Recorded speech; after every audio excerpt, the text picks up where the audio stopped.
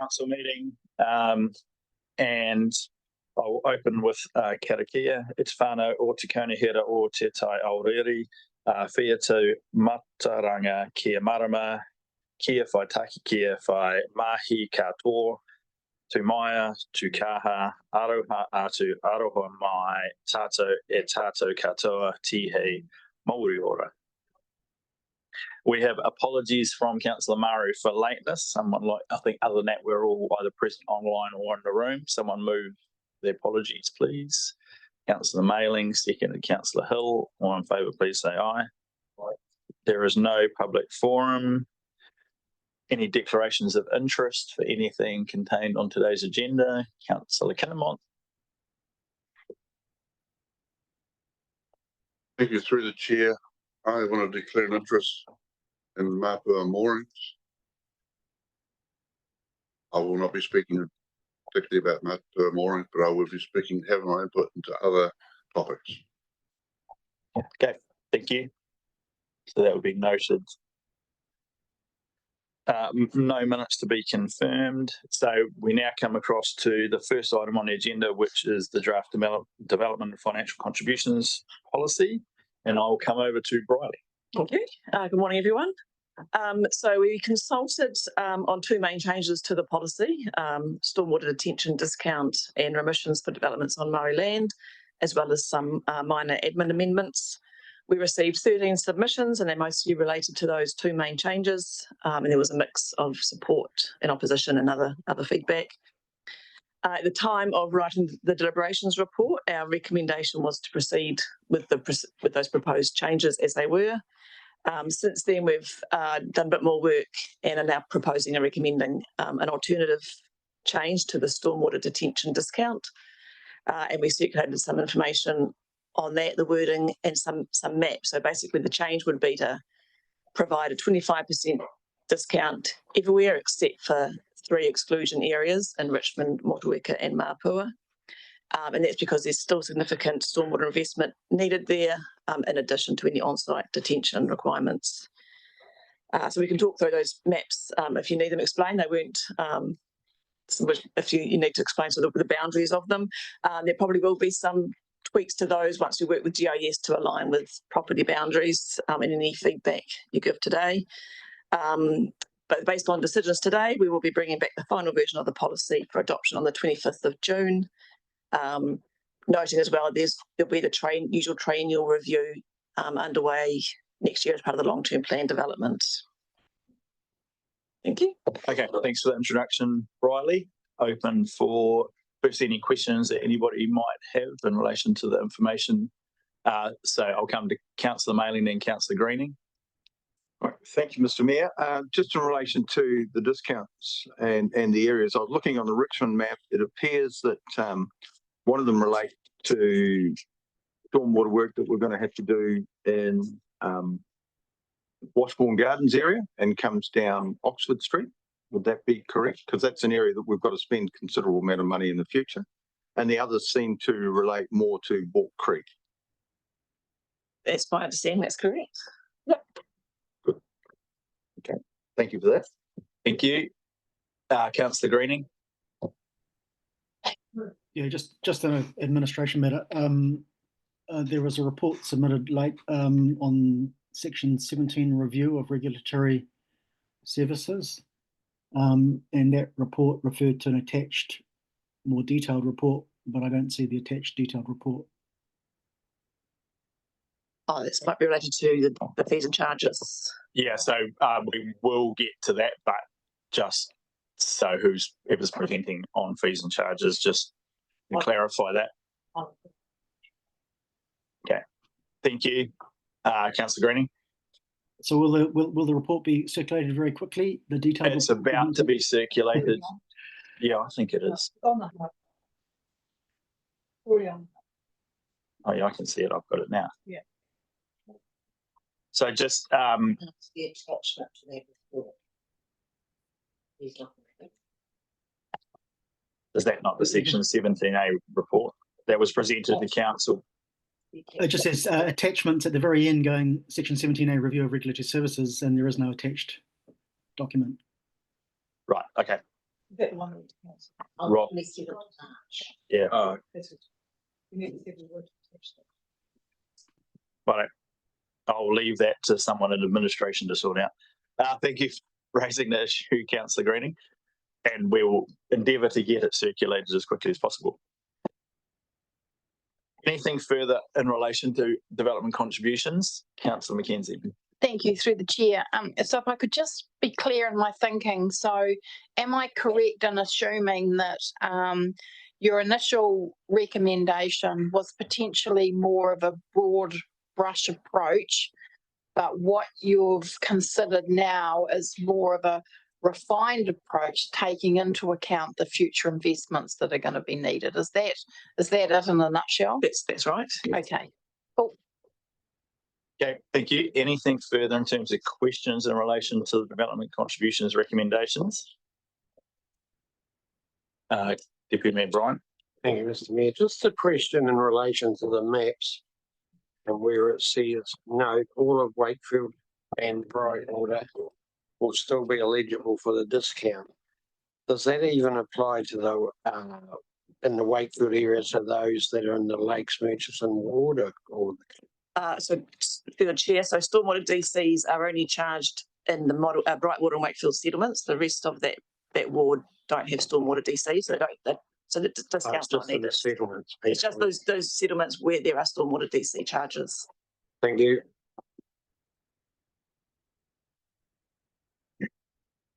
Right. If there's nothing further in terms of questions, is someone prepared to move the recommendation, the revised or amended recommendations that relate to DCs? I'm happy to move. Can we have these on screen, please? Yep, it's up there. Move Councillor Mailing, or move Deputy Mayor Brian, seconded Councillor Mailing. Do we just, through the chair, do you want to just scroll through and make sure?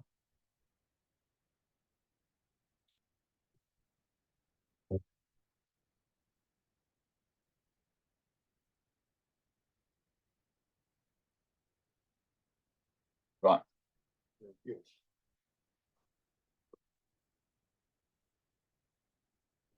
Everyone clear?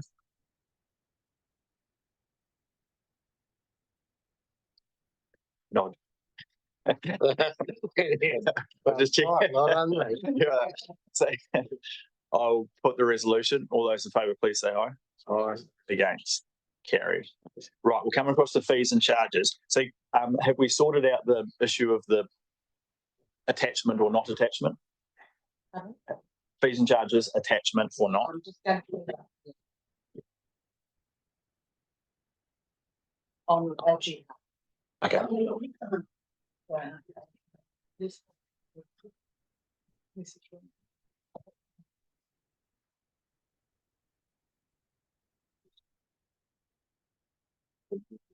So that report obviously relates specifically to the controlled services conversation and hence the dog registration fees and charges. So we may leave that till the last of the three major items. So information people will have time to look at it. Okay, so it's now up on LG Hubs. Right, while we wait for that, I will come across to Emily and we will move into the conversation about fees and charges. Kia ora koutou. So I'll just note quickly that I'm waiting for some subject matter experts to come down here, but you've breezed through development contributions, so bear with us. So we're deliberating on the schedule of fees and charges for 2025-2026. So we proposed the majority of fees to increase by 10%, but this varies by activity and by fee. We consulted on the schedule and received 64 submissions, to which 13 people spoke to their submissions. And the key themes in submissions was concern for the 10% increase and comments on waste fees, dog control fees, and mooring fees. So today we're here to deliberate on the fees, and then as well we need to adopt the dog control fees in order to meet our legislative requirements under the Dog Control Act. I've got David here to speak on waste. Shannon's going to come down and speak on dog registrations, and we've got Pete online to talk about moorings. Ideally, we can start with waste fees if you've got any comments on that. Thank you. Okay, so we'll work through, and all seeing as David's here, we can start with the refuse charges and the recommended changes and the impact of those changes. So I'll open it up, David, if you want to cover off any key points in relation to that change, and then I'll open it up for questions. First of all, thank you. Through the chair, I'd just like to recommend an amendment to Resolution 13, which originally recommended a change to the glass, the charge for receiving colour sorted glass from $25.30 to $85. I'm now recommending $45 for that change.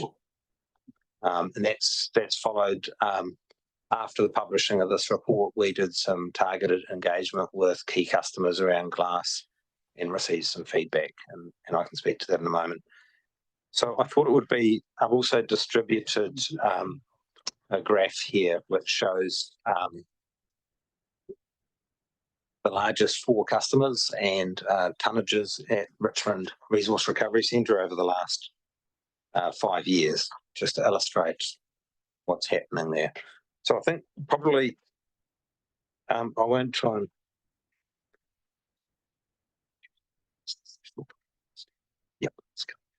Yep, we'll do. Yep, okay. So if we just focus on the waste disposal fees to begin with, I've provided some additional information in page 91 of your agenda. Rather than go through that point by point, I guess just highlighting the key points here. So you might remember in the LTP, we proposed to recover all of our operating costs essentially through the combination of the local disposal levy and through fees and charges at the gate. And council elected in the LTP to move to a 28% increase in gate charges starting in July last year. And that's illustrated on the graph below on page 91. Now, around $4 million of our operating costs are fixed charges, and the other $6 million are variable charges based on the amount of waste moving through our transfer stations. What we've seen in the last 10 months, and even prior to that, but certainly accelerated in the last 10 months, has been a reduction in waste through the Richmond site in particular. There's been reductions in tonnages through the Mariri and Tarka sites, but not nearly as much, and that's illustrated on page 93. And if you look at the graph on page 93, you'll see that the tonnages at the York Valley landfill have also been decreasing. So what we're seeing is a reduction in total waste in the district, but still fixed costs for a lot of our operations. But we're also seeing the movement of those large commercial loads, certainly some of them bypassing Richmond and going to the direct to the York Valley landfill. Talking to industry, we understand that is likely to continue if we increase the charges further. And in fact, we're likely to see some loads diverting straight from Motueka to York Valley landfill. The balance there is the cost to the community and the balance of whether it's right to move that type of volume through our resource recovery centres. Because there is an element of, particularly at Richmond 4 or 5 years ago, we were very busy and high wear and tear on those assets. And so in some ways, diverting some of those large loads direct to landfill makes sense, but it does hit our revenue line. And I think what this is illustrating is that with the current setup, we can't cover all of our fees and all of our operating costs with the combination of the local disposal levy and fees and charges. If I can just explain the local disposal levy, that's essentially money we ask for the business unit to distribute, the landfill business unit to distribute back to us Currently, we receive 3 million per annum, as does Nelson City Council. Nelson City Council use that money for waste minimisation activities. We use that money to offset our fixed costs at our resource recovery centres because we have 5 of them and we have large distances. So what I'm recommending after feedback from the community and looking at the information available to us is a reduction in the mixed refuse charge, broadly speaking, instead of an 18% increase, a 12% increase. That will have a significant impact in terms of general rate. It's in the order of 400,000 to 500,000, depending on where the tonnages land. I think long term, there's a conversation to have around the business unit and how much we try to cover our fixed costs with general rate, local disposal levy, or fees and charges. The other recommendation I note is that the Chief Executive has delegation to amend these fees and charges with 1 month's notice to industry. That's been in place for probably 7 or 8 years now, perhaps longer, because this is a pretty dynamic industry and people will say they'll do things when they hear of things, and I guess the proof is in the pudding. And things can change quickly and we need the ability to respond. So in terms of options, there are options to retain the 18% increase. There's an option to reduce it to a 12% increase or some other number. And I'm also noting what I'm recommending is that we adopt the 12% increase with the intention to review in November with a potential decision to change those numbers again effective of January through the delegation of the Chief Executive. Happy to take questions on anything that's presented, particularly in that the attachment on pages 91 through 97. Okay, thanks, David. It's open for questions. Councillor McKenzie.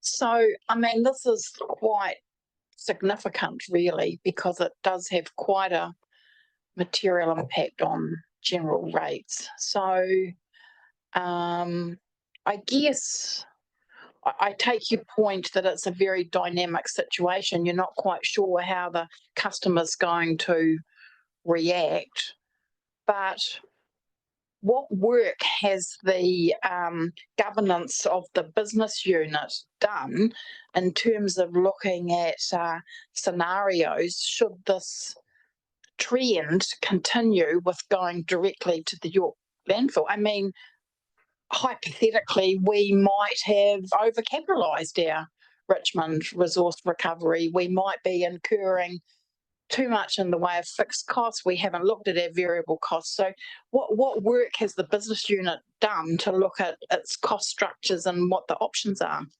as opposed to just putting up the general rate? So if I could just clarify, is that the Tasman District Council business unit or is that the regional business unit? That's something we're actively looking at the moment. There is, in terms of the operating costs, we've just gone to market and awarded a tender based on tendered rates for operation, and so we're comfortable we have a competitive rate. And we have started to explore reductions in operating hours, but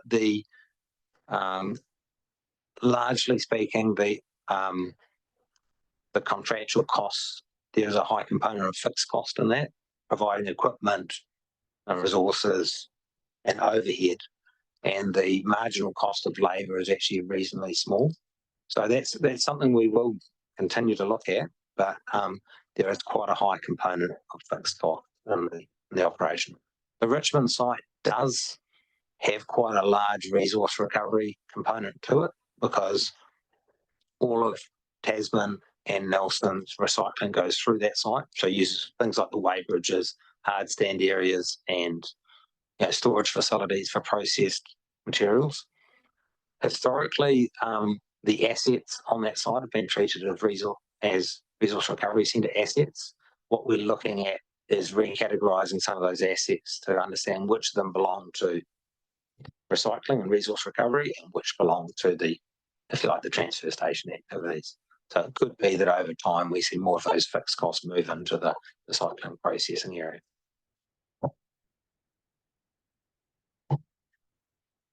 Thank you, Councillor Greening. Through Chair. David, you made an amendment to Resolution 13 and you've indicated the cost implications for reducing from 18 to 12%. I'm just wondering, what are the cost implications from your now revised $45 price, given it was modelled at 85? Through the chair, the cost implications are probably in the order of 25 to 50,000.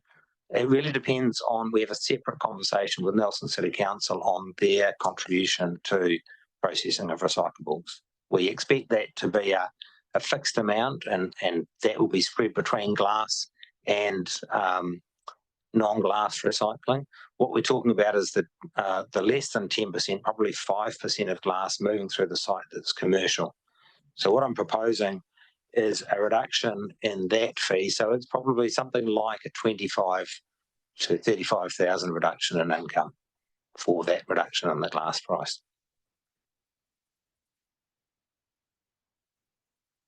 And I'm sorry, just to add information that I didn't mention before, essentially the feedback from the contractor is that they have priced the service for commercial customers for glass that they don't think will be feasible anymore at $85 a tonne. Okay, thank you, Councillor Kinnamoth, Councillor Mailing, and then Deputy Mayor Bryan. Thank you. Through the Mayor.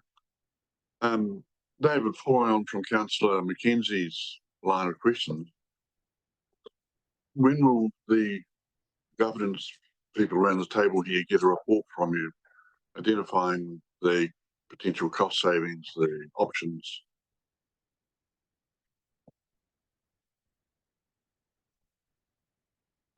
I couldn't speak to when that report would be available, but we've begun some initial conversations with the contractor on cost savings.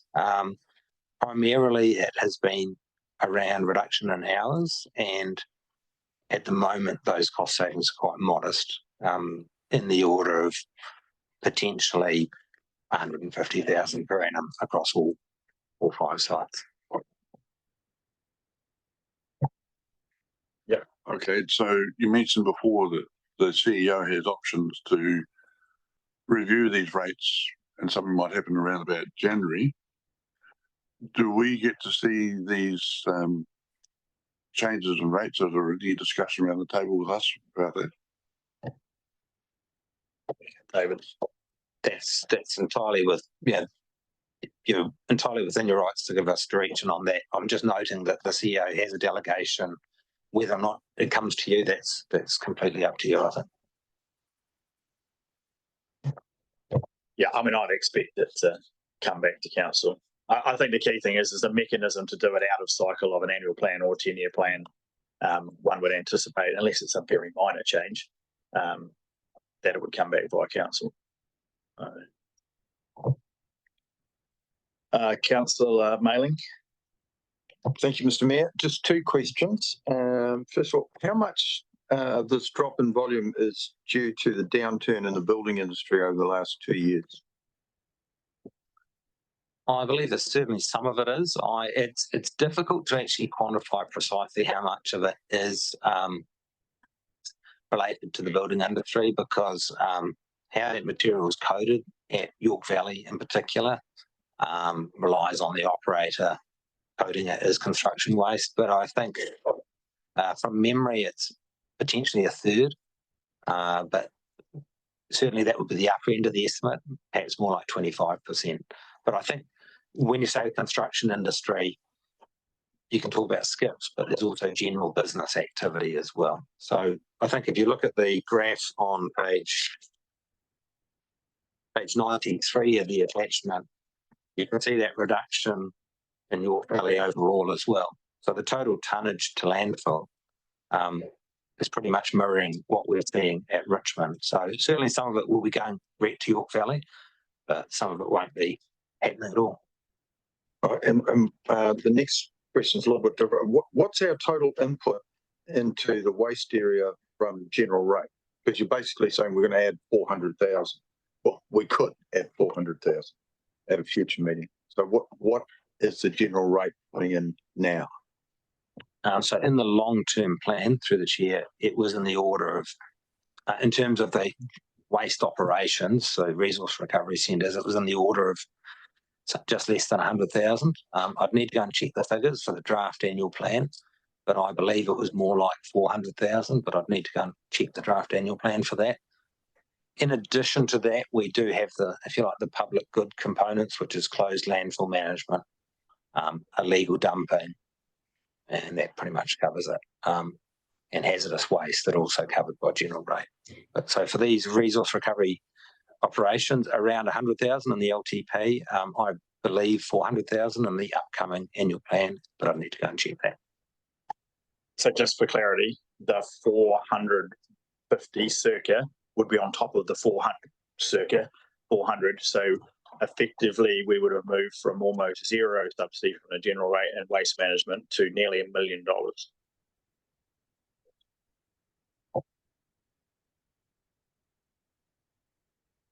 Okay, yeah, so my line of question was around that, through the mayor, if I may. David, so what I'm puzzled about is you're making small tweaks and reductions, and then we're actually having to fund more out of the general rate. So I'm just wondering why you've done that. Why not just leave the fees as they are, or a small increase, rather than expect the general rate to cover the disposers? That's the first question. So through the chair, I guess there is some of the submissions were not from waste companies. In fact, most of the submissions were not from waste companies. They were from the general public, talking about the affordability of waste disposal in general. So included within the resolutions, there's a recommendation to reduce the minimum charge on the weighbridge down to, I think, $4 off the top of my head. $4.10. It's about the same in the 10 kilo charge instead of 20 minimum. That's right. So a lot of the feedback was from general members of the public about the affordability and looking at the illegal dumping trends as well. I guess it's that balance there between paying for it at the transfer station or in your rubbish bag or your wheelie bin versus the general rate component and where the right share for those costs should be. So I thought we'd sort of decided on a philosophy that it was going to be fully user pay rather than rate subsidised. And now, in response to the mayor, you've said we're going to double the subsidy. So that's taking us away from that philosophy. Dog fees and everything anyway. Okay, but my other question relates, and then you're going to review the charges in 6 months' time, which you have the ability to do, I agree. But for what reason? So part of that is looking at, if you look at page 94 of the attachment, we've considered 3 scenarios in terms of tonnages. So the LTP estimate was 26,000 tonnes per annum through the transfer stations. We're now and when we did the annual plan, we were tracking at 20,000 tonnes per annum. We're now tracking at just under 19,000 tonnes. So it's really, how's that tonnage tracking in 6 months' time? Have we reached a turnaround or things getting worse? Are we seeing some waste or some revenue returning to the transfer stations? Is there an uptick in the economy, or are we seeing more of it moving away? And how should we respond to this? 12 months is a long time to wait to respond to changing tonnages. Thank you. Councillor Hill and then Councillor Ellis. I think the questions that have been asked just now have helped me understand a bit more about it. But in terms of the fly tipping, is there really such a significant amount of fly tipping to contribute to the argument around increase in general rates? Like, is it really significant? Are there tons and tons, literally, of amounts of rubbish being dumped down gullies? So through the chair, we have seen in the last 2 years a significant increase in fly tipping. In the last 2 or 3 months, that seems to have levelled off a bit, actually. But those costs are in the order of 75,000 per annum. So in the scheme of things, it's not a huge cost, but I guess it's the impact on the community and the environment as well. And in terms of the major waste customers, have I understood this correctly, that they are in conversation with them? They're indicating that actually if the rates are changed, they're more likely to go through the centre than go direct to landfill. And is that a suck it and see? Let's see if we do this and then they don't so much go direct to the landfill site. Like, that's what we're doing? So through the chair, some of them are quite open about what they're planning. Some of them keep their cards very close to their chest. So some are saying, yes, we will revert to what we were doing. It's more actually some saying we'll take most or all of our waste to York instead of through the transfer station. So it's a further reduction rather than an increase. It's an odd little situation to be in, isn't it? Actually, yes. So we're trying to do a whole lot of carrot, aren't we? Great. I don't want to go down the stick road. I'm not talking about that at all. I'm not thinking, but it's a pretty odd situation for me. I'm thinking, to have an increase of the general rate to that extent, because we might get some response if we say, oh, so I'm not it's very honestly comfortable.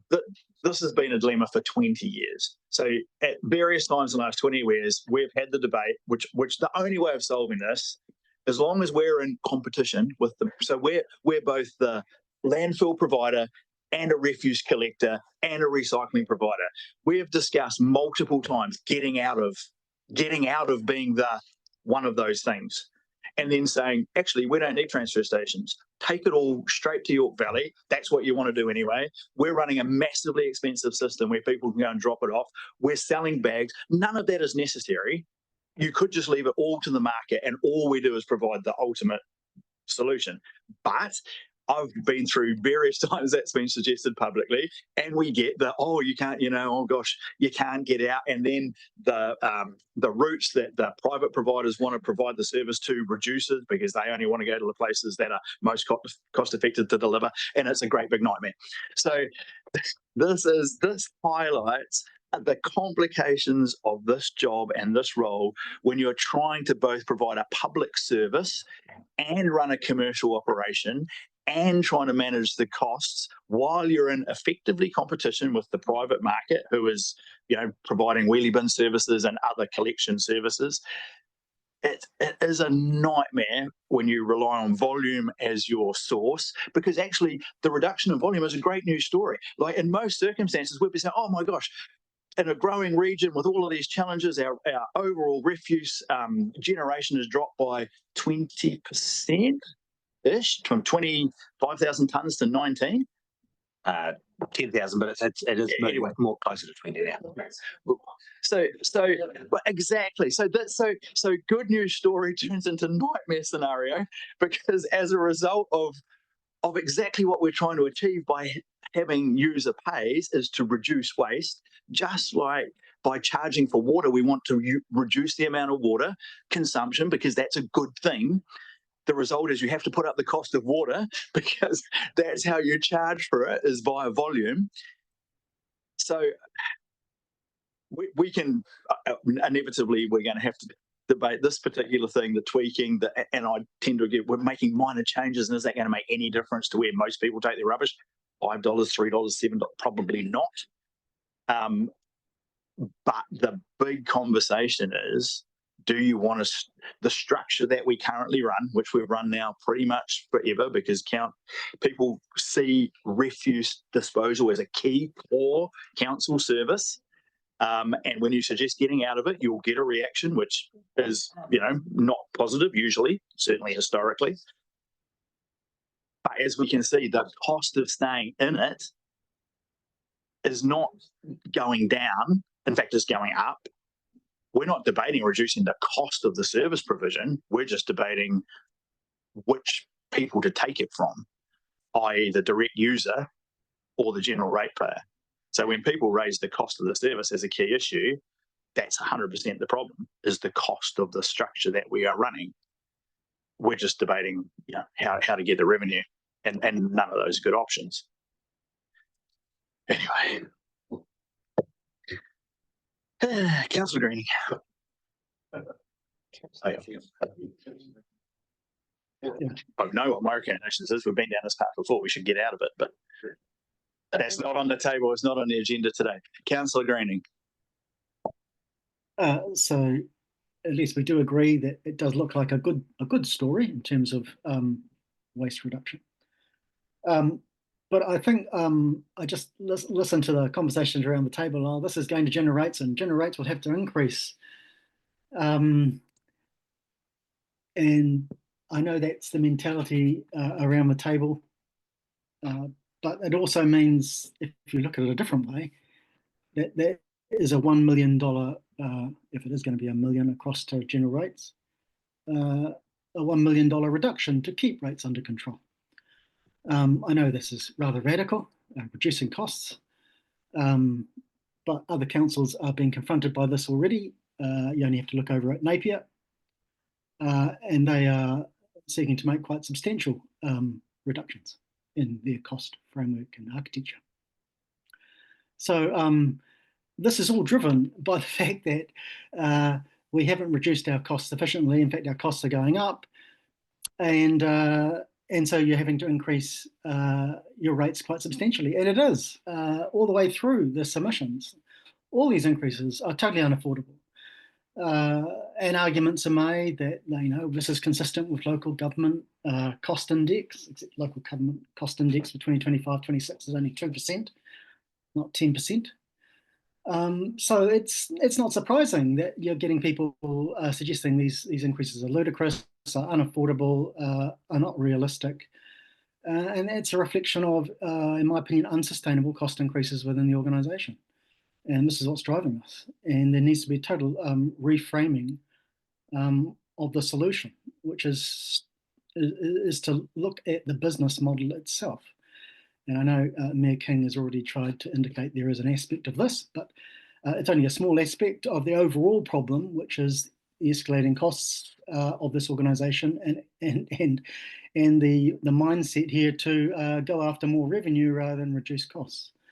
So overall, I'm going to be, as I was initially, opposed to these 10% increases, opposed to substantial non-affordable rates increases that are not in any way aligned with local government cost indexes or CPI or anything else that people have put through all their submissions, if you've read through all of them, which I did. And so I'll be opposing this whole process, as I did from the start. And so I will be calling a division on this. I know there are aspects in this, and people are trying to tweak the edges. I know there may be some submissions about trying to respond to 4 submissions on dog charges, but you're just mucking around the edges, as I said from the very start, when you're not addressing the fundamental problem. So, and that's addressing the increases. So we can continue mucking around the edges, as I'm sure we will do throughout this day, but the fundamental problem is still the fundamental problem. And the fundamental problem is that we continue to chase the revenue, thinking that's the solution, when actually we should be focusing on cost reduction and maybe changing the business as already alluded. Thank you, Councillor Greening. So I will be calling a division. Thank you. Yes, I thought you probably would. I do agree, but we're not debating a rate increase today. And absolutely, should the council pass these resolutions, it is subsequently going to have to consider the rating impact. And as you correctly point out, they will have 2 options, i.e. fund it, or alternatively, not add more general rate funding and expect savings to be made. But that is not the subject of today's conversation. What we do need to understand is the impact of today's decision, and then it'll be subsequently debated how that's going to play out. I would just note, seeing as you mentioned Napier, that I think Napier has 554 FTEs and is not a unitary authority. So by way of comparison, they may well want to reduce their staff numbers by approximately 100, which would get them to approximately the same number, in fact, not even the same number of FTEs we have currently. But if you apply the 20% rule, which is a 20% reduction, so just to be clear, you can't work on percentages when the starting number is 100 different. You have to work on percentages when you're working with different councils. That would be a 20% reduction in staffing levels, which would be a $6 million reduction there. It would indeed, quite right. And it would get it to a staff number that is still greater than our total staff number, and we're a unitary authority. So I was just being clear. Okay. Councillor Mackenzie. Thank you very much. By the way, Napier, they were also adding an additional 50 FTE, so it was only a net reduction of 50, not 100. So anyway, so David, I'm just wondering, so this proposal is inconsistent with our revenue and financing policy. You've explained that we are able to make a decision which is inconsistent with that. But if I was to look across the country at councils that are in this line of business, what is the general approach? I mean, instinctively, it's really uncomfortable for me to think that we're subsidising, say, up to $1 million thereabouts through the general rate. It seems to go, it's completely inconsistent with people taking personal responsibility, looking to maybe, you know, consumption. It sends all the wrong messages in my mind. So what is the general approach about the country in terms of subsidising rubbish through the general rate? I'm happy to start, but it looks like Rich. Yeah, David. So my observations are small metros cover their costs quite easily. Rural districts, less so. So when you have transfer stations a long way from landfill, they never run to break even. There's always, I won't say always, but there's almost always some sort of subsidy to operate those more remote transfer stations. So we have 5. 3 of them are quite small. 2 of them are very small, Murchison and Collingwood, and we have quite a long distance. When it comes to somewhere like Dunedin, for instance, they're in a joint venture with, actually they run their own landfill. They were in competition with another one. Hutt City Council run a landfill, they break even easily. Wellington City Council run a landfill again, but they only run 1 transfer station and they break even and cover their costs. So it's when you're spread out, you compare ourselves to possibly Marlborough. I believe they may break even. But I believe they use revenue from their landfill to subsidise transfer stations as well. And that's one of the approaches I said we could consider, is how much the business unit should be the source of some of our fixed operating costs, and where in the long term whether the general rate should cover that, or whether that should be a business unit disposal levy. Councillor McKenzie. So, because you talk about, you know, the district and how many, you know, outposts we have, Mariri, Golden Bay, or whatever. So, do we understand the cost models associated with each one of those, or is this $1 million potential subsidy from the general rate, is it driven by the cost, fixed and variable, relating to Richmond? We do understand. We don't have separate cost centres for each transfer station. They're in a club, if you like. We understand the fixed operating costs for our contract for each one of those. We understand our capital and interest costs for each of those resource recovery centres. We tend to keep the capital associated with them, but we don't, for instance, cost our staff time and staff resources on different resource recovery centres. So I'd say we'd have a good handle on 70% of where our costs are coming from. The rest of them are pulled across the activity. I mean, you know, the Mayor might say we've been through all this before, but I mean, instinctively, this lends me to think that there is a reasonably significant piece of work that needs to be done in the future, actually looking at the cost structures of all of them and actually understanding some more viable options, because, you know, going forward, I just don't think it's acceptable to have such a subsidy from the general rate. And if I could, I've since looked at the general ledger, and so this year's, the year we're in, there's a $33,000 general rate contribution to the activity. in the draft annual plan for next year, there's 288,000 budgeted. And this resolution would add potentially 400 something. In the past, in my history of council, there's been general rate contribution in excess of 900,000. Correct. So we've been through the general rate subsidy thing all the way down to virtually none at 33,000. And now we're back heading towards where we were historically. Okay. Useful information. We need to get to some form of resolution at some point. Councillor Hill. What would happen? What would be the impact if we went halfway with this? Through the chair, that's in terms of halfway. What I'm suggesting is we go to 12% to the end of December with a review in November, and then a decision on whether we go to 18 again or retain it at 12. Is that what you mean by halfway? Well, say if we look at the mixed refuse at recycling centres, that proposed 425 to 404. Yes. What happens if we go and meet in the middle there somewhere? What's the potential impact of that? Around 250,000. And in terms of impact around, I know we're guessing here because we're sort of, that's what the area we're in a bit, aren't we? We're a bit nefarious, I think.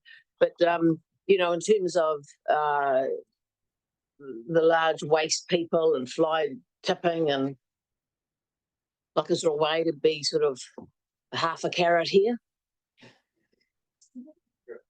So we can take direction from you on any of those charges, and we can monitor what happens and report back to you in November.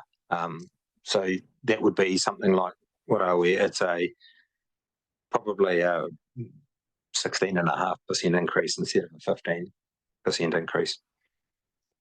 I beg your pardon, sorry, a 15% increase instead of a 12. Okay, thank you. Councillor Dakey. Thank you, Sir Chair. Thank you, Dave, for bringing this forward. It's not easy to put these sort of numbers in front of councillors and the mayor. Not really what we want at this time. Is there any effect of, we've put in a weighbridge, and obviously Nelson don't run a weighbridge. I presume that's sort of, we help. It's good for the people, but I presume that's also lowered our total numbers through, because it's actually recording more accurately. Is that one of the reasons we've had a drop in tonnage? It's been mixed at different sites. At some sites we've put in a weighbridge and revenues increased. In others we've put in weighbridges and revenue has decreased. What we do know is a weighbridge is fair. The weight is the weight, and we know what we're charging everybody. Yeah, it's almost like in some ways we're in competition with our neighbours and the landfill unit, which is quite a weird space to be, which I think it's something for the future, isn't it? I'm sort of leaning towards what Councillor Hill is suggesting, and I think the 4.43 on general rates is too much. I mean, I think there's a halfway here, perhaps, where we go between. I think it's too much one way or the other. I think somewhere in the middle might be more absorbable. So, I mean, I don't know what you'd recommend, what you can adjust in this, but, you know, a 0.25 or something, you know. So through the chair, on page 94, yeah, that's another scenario I did look at. I'd forgotten, 15% increase, and you've got some cost implications there on page 94. Okay, Councillor Kennemonth, and then I'll look for someone to move something. Councillor Ellis, did I forget you? I'm terribly sorry. Through you, Mr. Mayor. This is full of fish hooks, isn't it? To be quite blunt. So, taking on what Councillor Greening has said, and Mackenzie and Hill, and also to a certain extent what the mayor talked about, to get my head around it, you estimated we're going to get 26,000 tonnes in a year for the long-term plan. We're now heading for something around about 18 or 19 thousand tonnes. So how do you set the system up to cope with a fluctuation that large? Do you drop off casual staff? Do you turn off using various pieces of equipment to? I think somewhere along the line here, we need to see some sort of business case where we can see what's going on, and it's transparent for not only us, but also for our ratepayers who I'm not sure they're going to be very happy at all with what's going on here. So through the chair, we've certainly looked at this before, and we've managed a landfill in the past as well. 85–90% of your costs are fixed. With the waste levy and the emissions trading scheme, that's changed a bit, but if you put them aside for a moment, the marginal cost of landfilling is small. You know, you double the tonnage at the landfill, you certainly don't double your costs, and you double your tonnages at the resource recovery centre, absolutely do not. Excluding your landfill disposal charges, absolutely do not. So there's a really high fixed component of both capital and servicing the debt for that capital, plus the fixed costs of the contractor. You know, the labour cost for them is pretty marginal, and fuel and all those other variables are very small. So you're in that 10, maybe 15% variable and really high fixed components of running infrastructure like this. Right, Mr. Kirby. Can I just comment on what you're the victim of your own success, and you're trying to cut back the waste volumes, and you are successful at it, but obviously with the fixed costs, that means greater cost. And it's not only this, it's in the water space as well. They've got rural water supplies with people pulling out. We've got fixed costs. Same thing happens. I actually wonder, given the discussion today, is whether the revenue and financing policy probably needs to be given some more serious consideration in terms of the fees and charges. You had an intent that this would be user pays, and obviously the user pays has got to the point where it's driven the volumes down, and now we've got another dilemma. And you could stay user pays and those costs could go up high, but I just get the feeling around the place that there's, well, we need to have the transfer stations in those rural areas. We need to do this.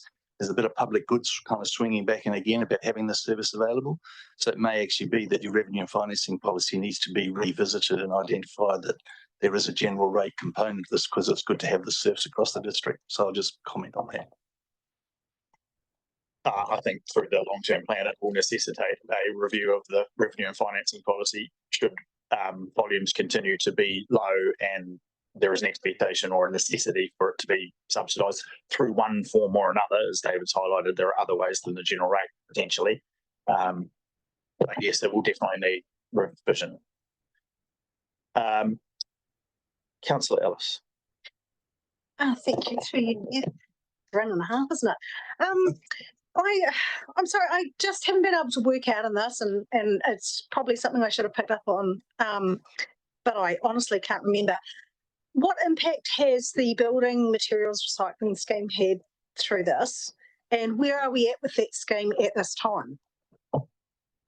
So through the chair, we are diverting something like, no, I'm not going to go from memory, but the tonnages have certainly increased through that. That is fully funded from waste levy money from government, so it doesn't have any cost impact on the activity, but it'll have a minor revenue. And I'm sorry, I can't quote the numbers off the top of my head, but I can have a quick look and see if I can find those numbers. On that one, what we are finding is, because it's free disposal for reusable, recyclable building products, demand, I guess unsurprisingly, is coming up, and we're going to need to find a mid-ground where we recover some cost for those activities over time. It's fully funded by waste levy money, but I think we need to look at a fair charging for that. But I'll go and look at those numbers. Because when we're talking about it being fully funded by the waste levy, is that including the capital costs? Because it is. Okay. Okay, thank you, Councillor Ellis. Councillor Mailing. When I look at the table on page 94, you've got a suggestion. You've got 4 rates in there. I'm happy to propose we have a 15% increase, and that we review this in November as a starter for 10, because that reduces the impact on general rates. But we need to actually review the system going forward. Because personally, I use a contractor at home. My green waste is collected, my rubbish is collected, and it costs me $263 every 6 months, and everything goes. and it's in nice tidy bins and everything, and they collect my glass, whatever. So that's, but I live in Richmond, so it's very good, great for the contractor. He makes huge amount of money, and he probably goes direct. And every time we increase our costs, my bill goes up, and that's fine because we give them a signal. Look, when I sat on that on the landfill board, you know, they got a signal, so they're there to make money. So that's easy to do in a metropolitan part of our district. It's very hard for us. They don't service our outlying areas, so that's what we're paying for. But to me, 15%, and then we need to review this and have a look at this. Whoever's here in November. So you've moved. Yes. Is there a seconder? Councillor Dakey, thank you. I'll be interested to see if we reduce the charges. How much your 200 and... Yeah, if we reduce our charges. No, it won't come down, you mean? No, funny that. Okay, thank you very much. It's been moved and seconded. Councillor Dowler. Yeah, just a question. I just only follow the Mariri refuse site. Obviously, it's down the road, but we've spent megabucks there over the last couple of 3 years. So I presume the wish list there must be just about dried up, and we're not going to spend too much more. But somewhere, and I can't find it this morning, I read a commentary that all the changes at the Mariri station has increased something or other, and they've had to employ another staff member. I'm pretty sure I read it somewhere. I don't think I'm way off the furious, but anyway. So if we're improving the site so much and making it all better, why would they have to, you know, employ more staff? Just things like that are starting to concern me, David. So yes, that is essentially the end of capital work at Mariri, and so the intention there is to make it faster and easier for people that to get in and out of the site. The additional staff member is really more of a combination of safety and of managing people in that bottom area that they don't just dump rubbish in the recycling. So there is a component of the site being busy and moving things around, but a large component around is directing people, keeping them safe, and making sure people don't dump stuff where they shouldn't or take off without paying.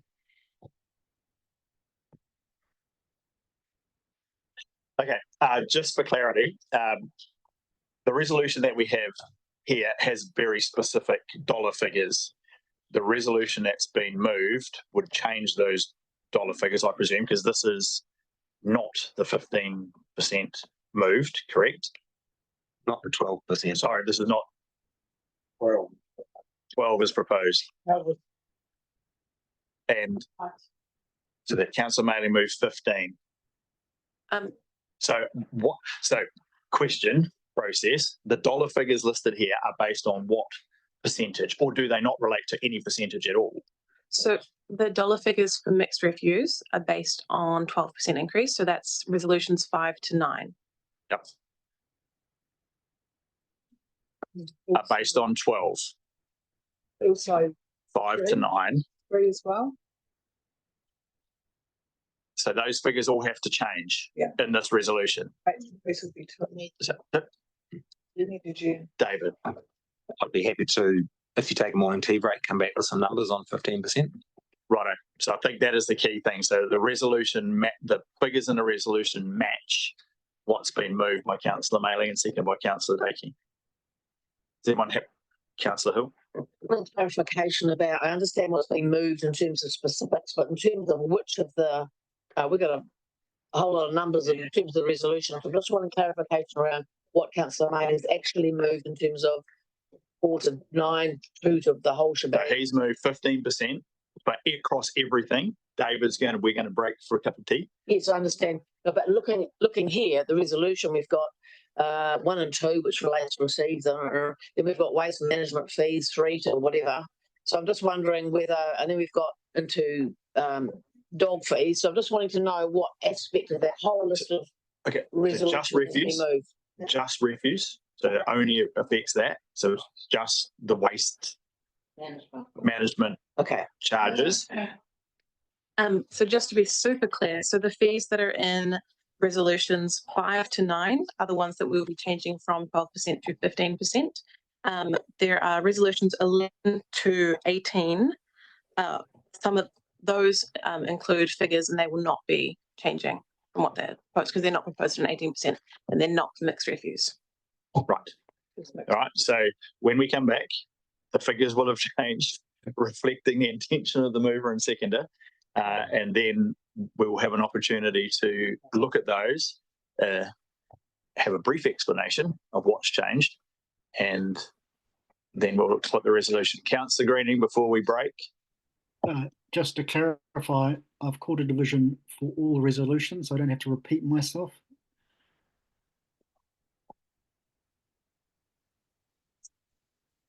Yes, Councillor Greening. Thank you. Well, yes, you have called for division 4 resolutions, and no, you won't have to repeat yourself. Thank you.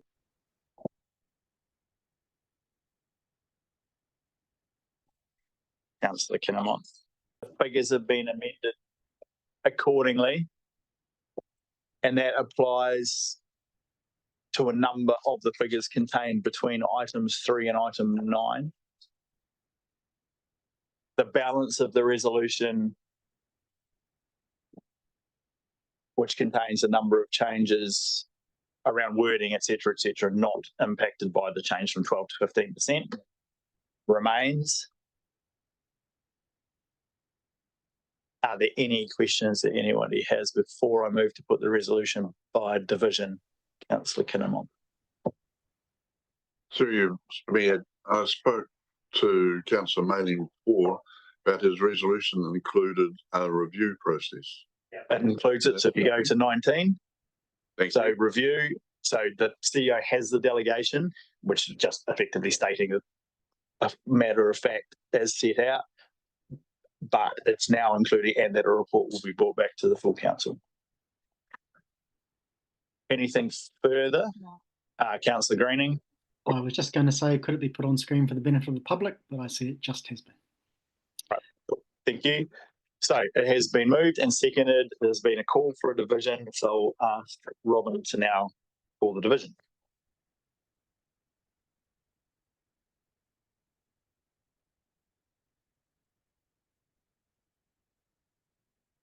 Yes, it does incorporate everything.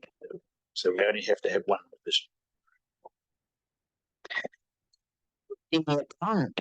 Or Councillor Butler.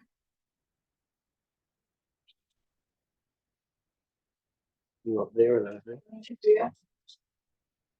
Councillor Butler. Come back. Come back to her. Councillor Davey.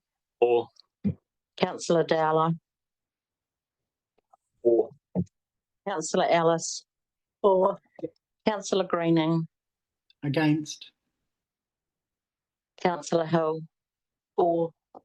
Councillor Walker. For. Councillor Shellcrest. For. Councillor Maru. For. Councillor Mailing. For. Councillor McKenzie. For. Councillor Kinnaman. For. Councillor Butler, are you there?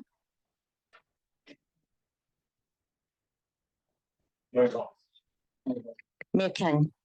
For.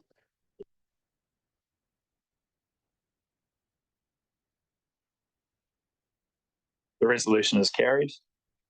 Right. Next. That includes a conversation about refuse, right? And waste charges.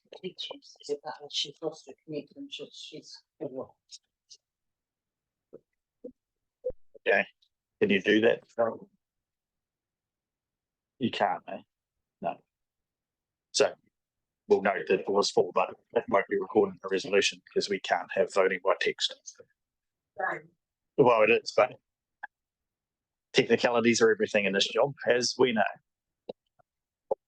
I know, how good would that be?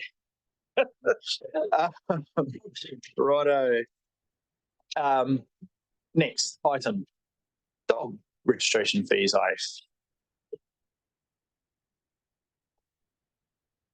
Shannon. Kia ora. So we've had a lot of submissions about the dog fees, about 43, I believe, 41 submissions about the dog fees. And so there was conversation about other options. We've provided some of those options in the report on page 28. I it should be noted that any decrease in registration fees would increase the cost of the requirement from the general rate from the 5% that we currently have to balance the accounts. I think staff recommendation is with option 1 to stay with the proposed fee. Happy for questions though. Just before I come to other questions, so just for clarity, so again, you've I guess jump straight to increase the general rate. So reducing the cost, question mark, running a deficit account, question mark. So i.e. recovering it over 3 years, question mark. Why none of those options versus just increase the general rate?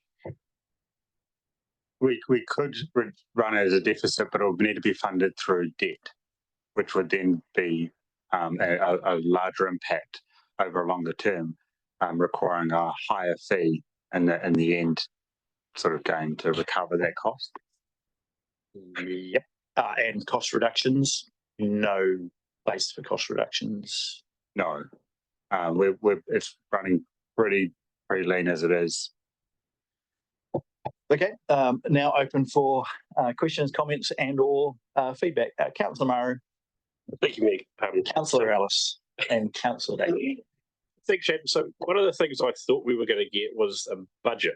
So I get this is how much money we need, but I have no idea what the budget is. And I think the advice I got from the Mayor last time is the level of service is an annual plan discussion rather than a fees discussion. But the 17A report's attached to this workshop. I'm still not over the line of the increased costs. I'm still not understanding.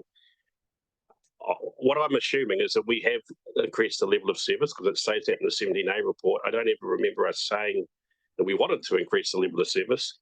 So that cost saving part is really important to me, but I can't see it because there is no budget.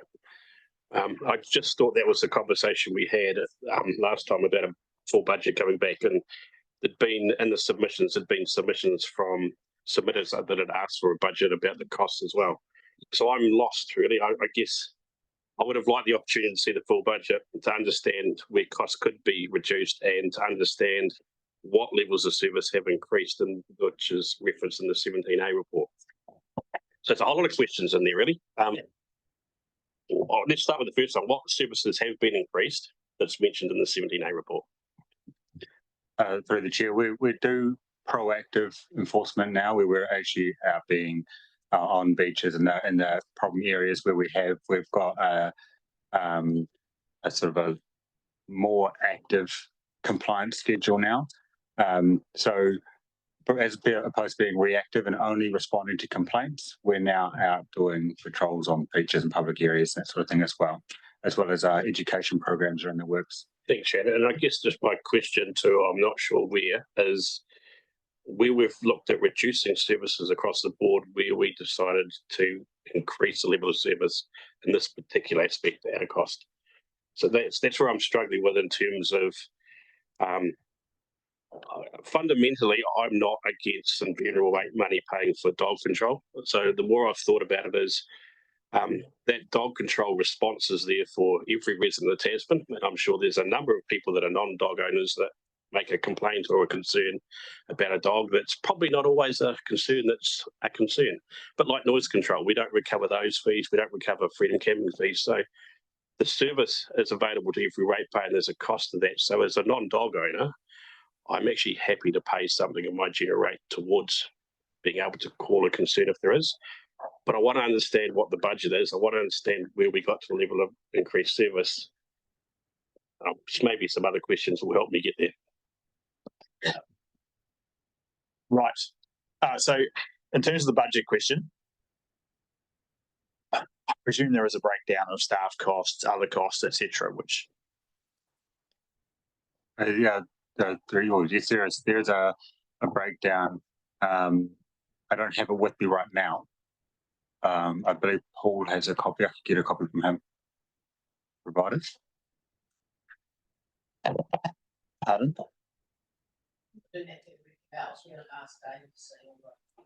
Yeah, but on that's not really the point. The point is that Councillor Murray wishes to see the breakdown of how the budget's made up in order to determine whether or not any cost saving is possible, given that Shannon's answer was one of the increases in the levels of services, more proactive management of issues in certain locations, which I assume is a staffing cost by and large. It comes down to people and the number of people that are available to undertake that job. So it's not an unreasonable request. Counts. To the Mayor, can I also, I think, put Sid in a difficult position because he hasn't come prepared with all the numbers in front of them. So can we come back to that one in terms of getting those figures? I think, Mike, you might have some thoughts as well. Yes, I think there has been quite a lot of toing and froing via both email, which I assume everyone was. It was around super and dogs, I think. Around costs, etc., so people can understand how it's made up and what's driving the fees. The indication we have from staff is there's zero room to move other than increase the general rate. That's the recommendation that they have. We have to determine whether that is or isn't the position the council wishes to take. So having adequate information to make that decision would be useful. Mike. Through Mr. Mayor, look, I do apologise for those budget figures not being presented this morning. I'll arrange for my team to extract those and circulate them for this activity to councillors, so you can see what the cost drivers are and obviously the total income that's expected. The activity is covered in our revenue and financing policy, and it's expected to be full cost recovery, but that has implications, in my understanding, as the main driver of much of the increase has in fact been the need to bring some services in-house. Correct. So, right, Councillor Ellis. Thank you. I still, after sitting around the table for a long time, trying to work out this whole system. As regards to the dog fees, we've talked about an increased level of service, but I still haven't understand what that increased level of service actually means. So over an entire year, are we out there all the time on the beaches, or are we only during bird season? Like, what is our actual increased level of service? Because I still don't have a clear understanding of that. And then my other question is it all operational costs, or are there any capital costs involved in this? I mean, I'm assuming, whether cars are on lease or whether they're purchased. And if there are capital costs, are they spread over a time span, or are they all brought into the first year? I still don't have an understanding of that.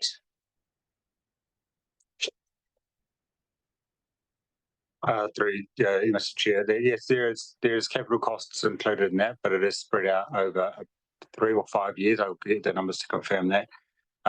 The proposed increased level of service, which will be coming in from the 1st of July with the new team coming on board, is to be on beaches on the hot spots where we've got problems all year round, as opposed to being reactive all year round.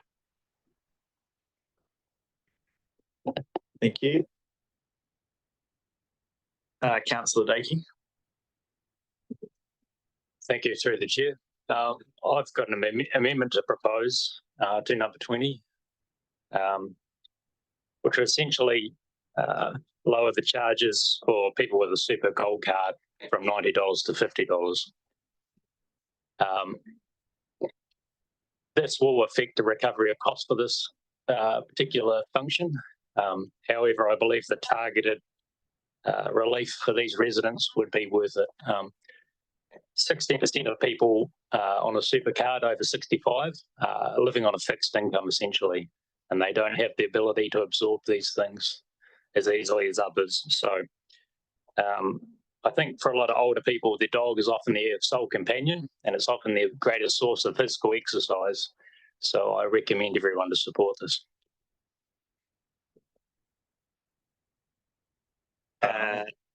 Did you want to respond? I'm happy to have a response. At the moment, it's not seconded.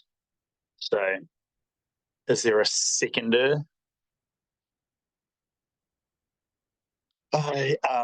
Councillor Shellcrass has seconded it. Right, so it's now, so you're effectively moving the resolution. Yes. With that change in effect, because it's not an amendment. Well, that's an amended resolution, but it's the resolution with that change. Okay. Shannon. I'd just like to respond with that. There's currently no mechanism in the Dog Control Act for us to set a fee bespoke to people with Super Gold cards or over a certain age demographic. So it would have to be a full fee with a rebate by council. That has administrative implications. So following through on that, so how does Southland work it? So does everyone have to pay their fee and then they get a rebate? So Southland's got their model where the headline fee is $150. I'm just using random figures, and you get a discount for good dog ownership, and you get a discount for this and a discount for that, and it ends up, if you get all the discounts back, at let's say $50. And it could be anywhere between 150, depending on how many discounts you get for the various things they want to try and incentivize. So how do they do it if there's no legal mechanism? There's mechanisms for good dog ownership. There's mechanisms for dogs of a certain working class. There's no mechanism for a certain owner demographic, so they must be doing a rebate service. Okay, so that is going to be administratively challenging. Okay, interesting. Right, so just bearing in mind, I have a number of speakers who are going to speak to the item in general. We now have a resolution, so you're now speaking to the resolution as moved, just for clarity. I've got Councillor Green and Councillor Butler.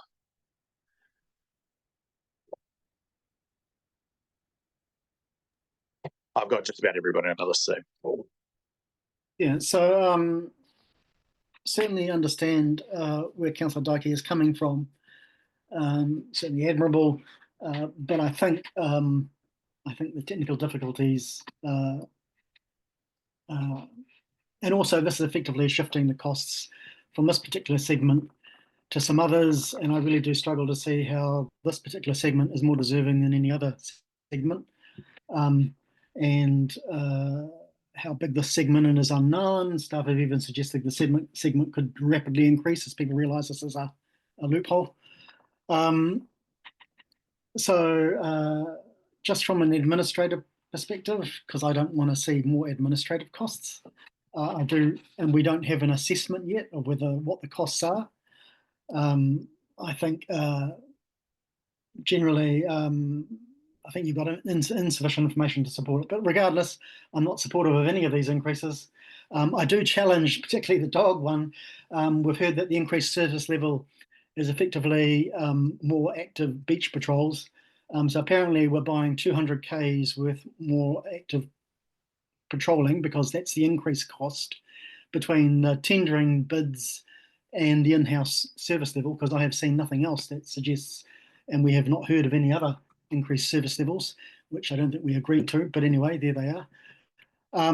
I personally think this should be tendered out. I believe there is interest in tendering, and until you do tender it out, I don't believe you know exactly whether you are in the market or not.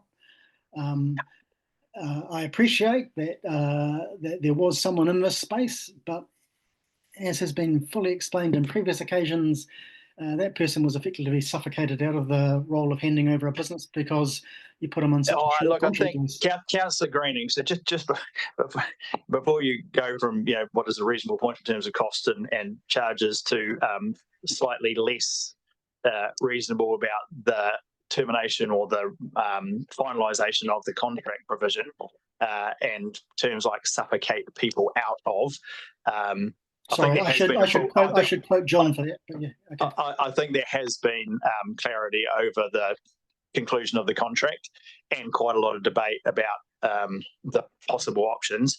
Absolutely, the council at the next 10-year plan is more than able to reconsider the model of service provision But that is not a topic of debate today. We have what we have. Council made a decision around bringing it in-house based on the Section 17A report that they received back in the council meeting referred to.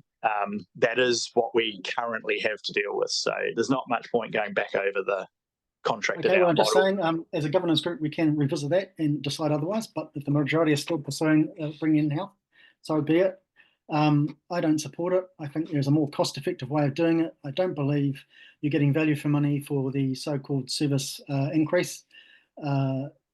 Again, this is just escalating costs when other people can do it more efficiently, as shown from the previous tendering price and the dramatic increase. So I don't think we have are getting 200 Ks worth of service improvement through proactive beach watching. I don't believe we're getting that at all. I believe there's other cost increases going on here.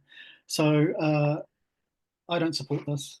I don't support many of them. As the submissions overwhelmingly indicated, there was no support for what is quite dramatic increases. This is all driven because we need more revenue rather than looking at the alternatives, which is actually more dramatically looking at reducing costs. And we're going in the complete opposite direction. Thank you, Councillor Greening. That the community wants. So thank you, Councillor Greening. I noted you did want to ensure by noting the division on every item that you didn't want to go through a period of repetition, which you are now at slight risk of doing. I think we're very clear that you don't support the increases in the range of fees and charges. We're very clear that your position is that should be all achieved by cost savings. So I think we are all very clear what your position is. Fantastic. Can I also ask, what was the cost of this consultation out of interest? The consultation on fees and charges? And the whole consultation, because there was two parts. There was the dog registration, the dog control bylaw. No, the DC's consultation as well. I'm not sure if someone has the cost off the top of their head, but the fees and charges are the statutory responsibility that we're required to do annually.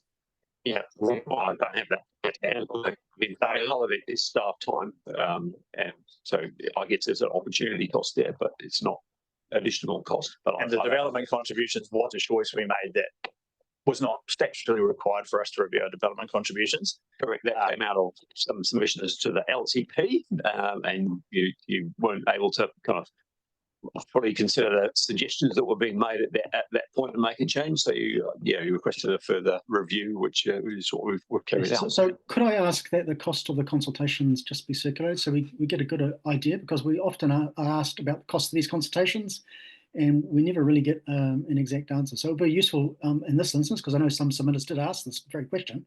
What was the cost of the consultation for the DCs and for this? And if you could separate those out into these two rounds, that'd be great. Again, I mean, the best we can do is a really broad estimate. We don't record staff time in that way, so we don't record the staff time. I'm happy for you to circulate a broad estimate. Clearly, we could save an awful lot of cost in this council by not consulting on anything, Councillor Greening. I'm pretty clear that is at a high level an option the council could take for things, because consultation does come at a cost, although I generally think the community does appreciate an opportunity to provide us feedback. So we will get some high level estimate of the cost of those processes. Yeah, I'll come to Dan. I've got them on the list, but I've also got Councillor Kinnamoth, Councillor Hill, Councillor Walker, and Councillor Butler, who is next. Councillor Butler.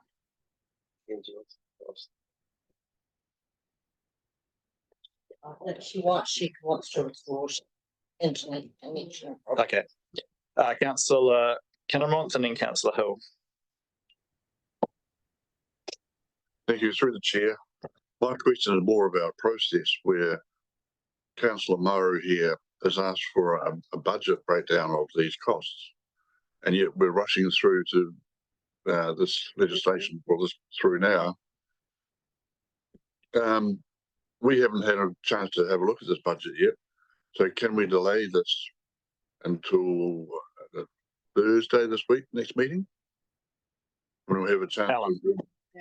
Well, I think in the meetings calendar, this meeting is scheduled to carry on tomorrow afternoon if necessary. So I think if we were going to go down that track and have a pause, then maybe tomorrow afternoon would be the time to come back. I mean, if it's going to make a substantial difference to people, but I suspect the options that we have are to not agree to the current fee schedule in effect, or just say we want it reduced, which will have the consequences of coming back to you in the general rate conversation whenever that is scheduled, and or phasing it in over time, and or approving the current resolution we have in front of us, which is effectively the fees as set with the discount proposed by councillors Dakey and Shellcrass. None of that necessarily relies on knowing every detail in the budget. At the end of the day, the council could direct that there's X amount of money available, and that needs to be reflected in the service provision. That then comes back to council staff to implement that. So I'm not sure it's fatal to the decisions that we need to make to not have the exact details of the budget today. Council is still able to provide direction. There will be consequences of that direction that obviously have to be considered. So let's see how we go. I'd prefer to get it done today if possible, but if it's not possible, well, as has already been said, we can all come back tomorrow.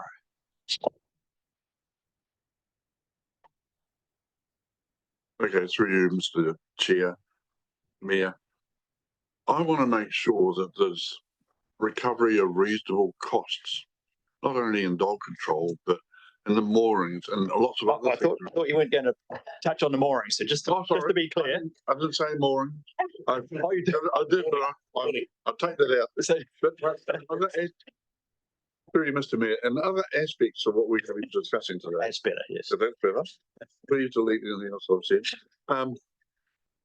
It refers to recovering reasonable costs, and we are duty bound through the Local Government Act to ensure we're recovering reasonable costs. And that's why I want to see a budget. That's why I want to see things in here that I've got confidence that what we're deciding on is fair and reasonable. So that's my bottom line today. Okay, thank you, Councillor Kinnemont. Councillor Hill. Thank you, Chair. We're coming off a history of very low dog registration fees in Tasman District Council. In fact, our previous manager was something he was very proud of, that we had the lowest registration fees in the country over quite a lot of years. Lowest or second low, very low, very, very low over many years. And we didn't put them up incrementally. And we've done this with a few other things actually in the short time I've been here, and it bites us when we actually need to get up to where things need to be. And that's a part of what's happening here today.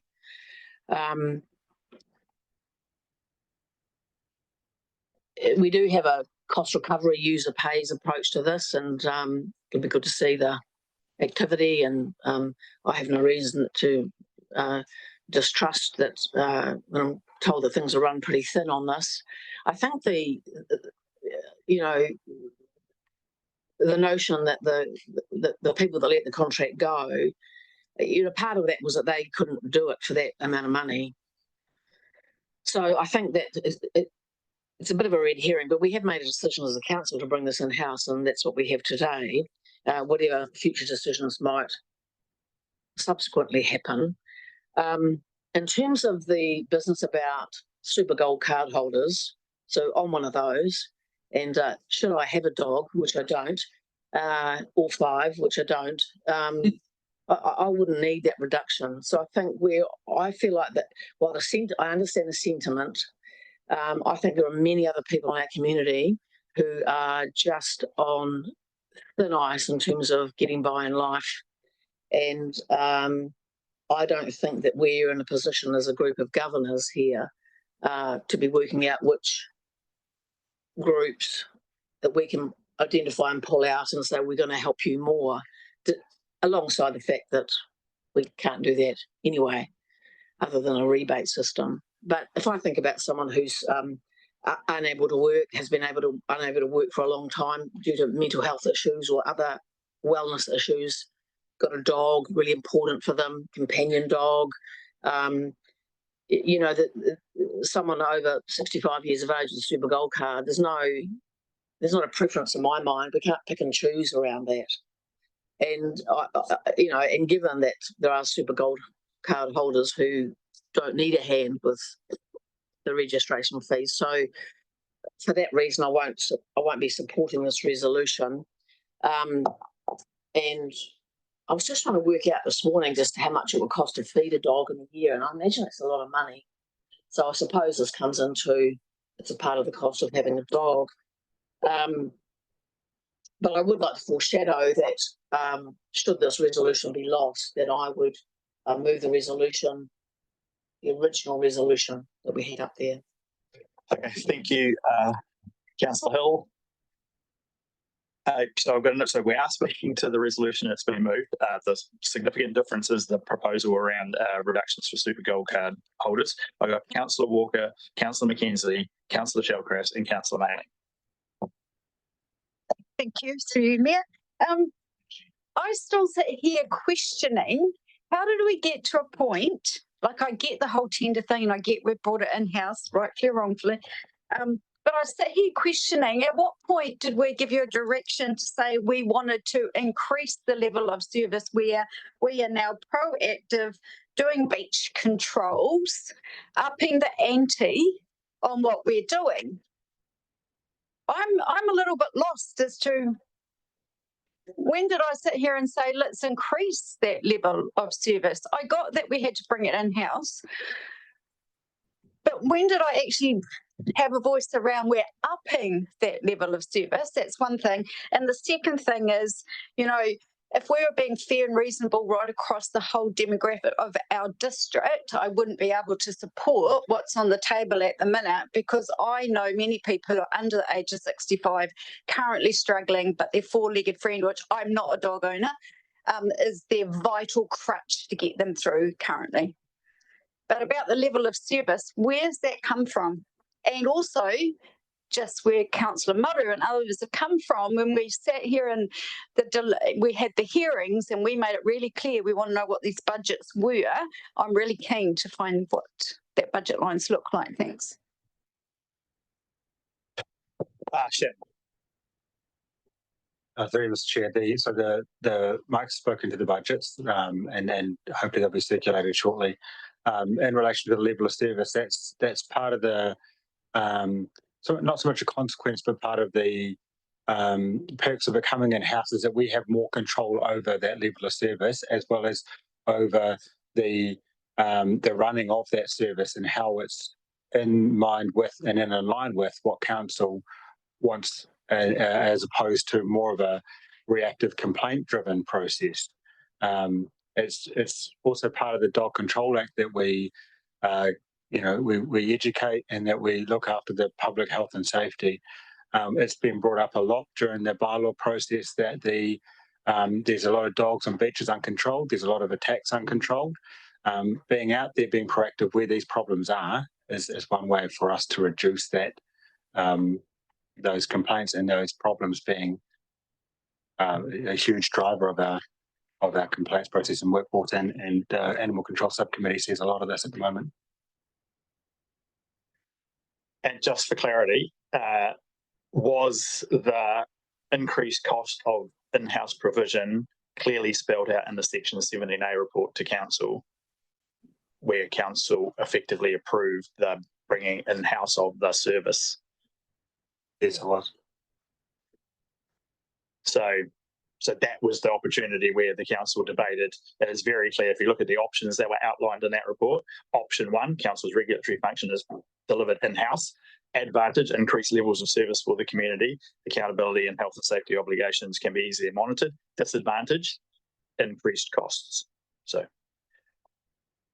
we were not told that we did not have a choice at that particular time because of the time frame that we found ourselves in. And I'm sorry, but the word hurts when to do something in-house.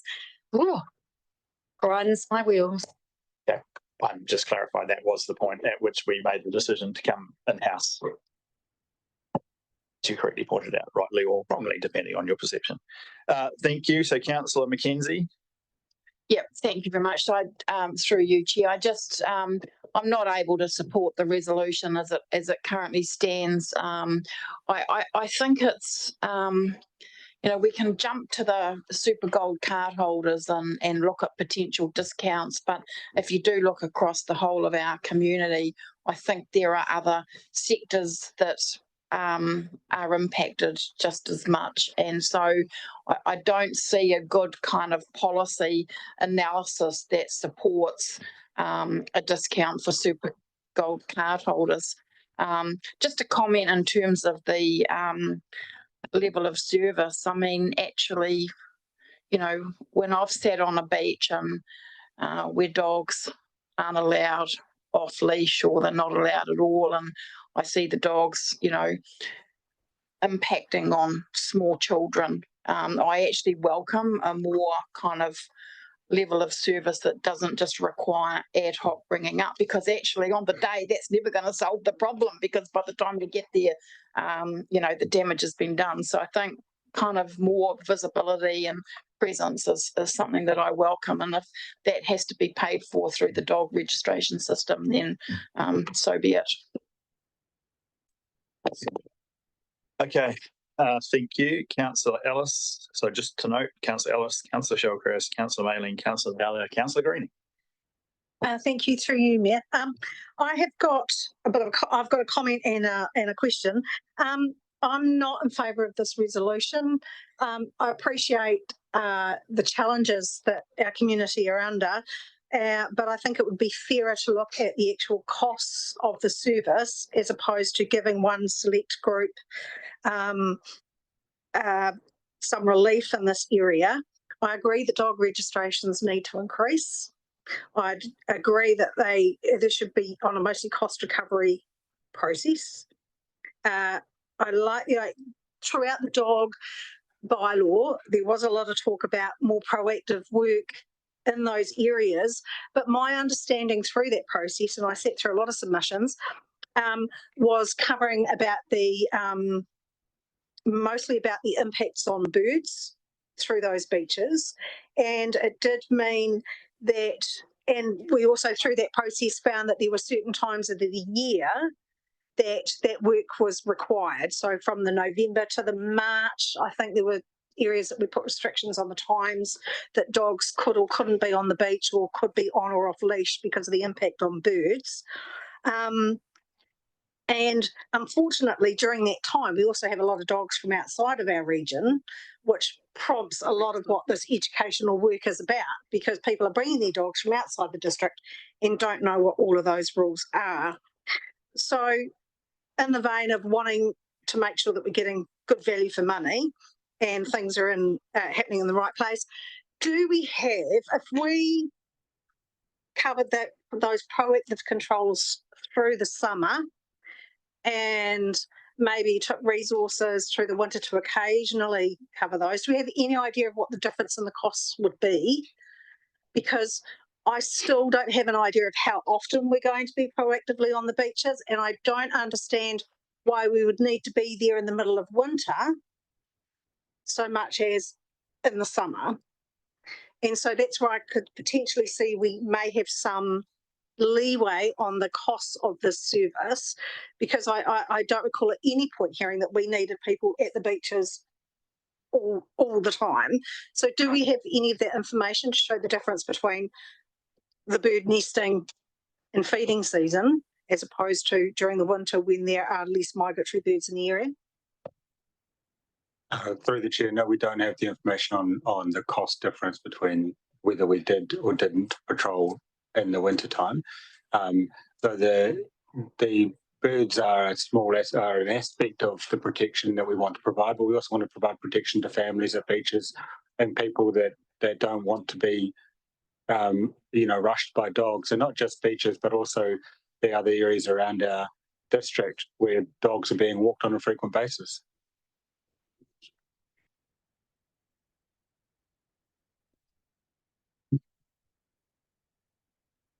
Okay, thank you, Councillor Shellcrest. Yeah, thanks. Bit of a learning curve for me, but that's good. After getting a bit more information on the admin and the feedback around the room, I'm not too sure what the process is with withdrawing that seconding of that. What happens if but someone withdraws their seconding? onto the so I'm not too sure what that is, but what's the process with that? And also on we were heading with the proactive dog control. I think I'm comfortable with that. That's definitely what came through with the dog bylaw process. So if someone can just fill me in on what the process is with withdrawing that, that'd be good. Okay, so withdrawing a seconder, I think you can withdraw your seconding, which means I have to look for another seconder, in the absence of which the resolution would lapse. So, noting that Councillor Shellcrash wishes to withdraw his seconding, is there someone who would second the resolution? Councillor Green, is your hand up to do so or not? I suspect No, not. it was actually a technical question in relation to what's been put forward. So if it's not seconded and the motion is withdrawn, then my question effectively evaporates. Thank you. So at this stage, there isn't a seconder, which we have a foreshadow resolution. So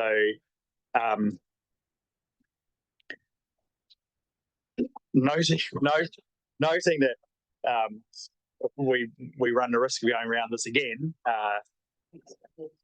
Yeah, I know Councillor Hill has moved it. And so you are moving a resolution and exactly as recommended by council staff. Okay. Councillor Hill has moved, seconded Councillor Mailing. So now we're debating that resolution. There are a number of people who haven't yet spoken, including Councillor Mailing, and Councillor Hill has moved it. Do you wish to speak to the resolution or reserve it to your right of reply? I'll reserve, thank you. Councillor Mailing, or Councillor Dowler, Councillor Kinnemont, given it is another resolution, I will give people the opportunity to speak to it. Sorry, just before we do it, Leith, was your point you wanted to make specifically in relation to the previous resolution? Okay, all right, thank you. So obviously there was a legal point to make, which no longer needs to be made because it is no longer the resolution. Councillor Mailing. Yeah, just very quickly, I think it's important that we are proactive in relation to our beaches and shorebirds. We listen to Forest and Bird, and I see inappropriate behaviour from dog owners on a pretty regular basis, and I've been a dog owner over 30 years. I've had a look at what other districts charge. Marlborough's 96, Nelson City's $117.53, Dunedin's $115, and Auckland, that has a real dog problem, $213. So we are not expensive. That's why I support this motion. The only place in the country apparently that does contract out their dog registration is Wellington. I will take a sweepstake on what their charge is. We can discuss it later. And anyone else wants to look it up for the contracted out model, might be interesting. Right, so thank you, Councillor Mailing. Councillor Dowler. Yeah, well, it was to do with the previous yeah, so don't worry about that. That's gone. I've got one question though, because the amendment to the attachment to the 17A that come through, blah blah blah. I just see the present arrangements. It talks about a team leader position hasn't been filled yet. So I just wonder whether the budget is including a team leader, and I want to know, is he a disc jockey team leader, or is he going to be out and about doing the work? Or a beach-based team leader? Kim. It's not very. That's better than what it could have been.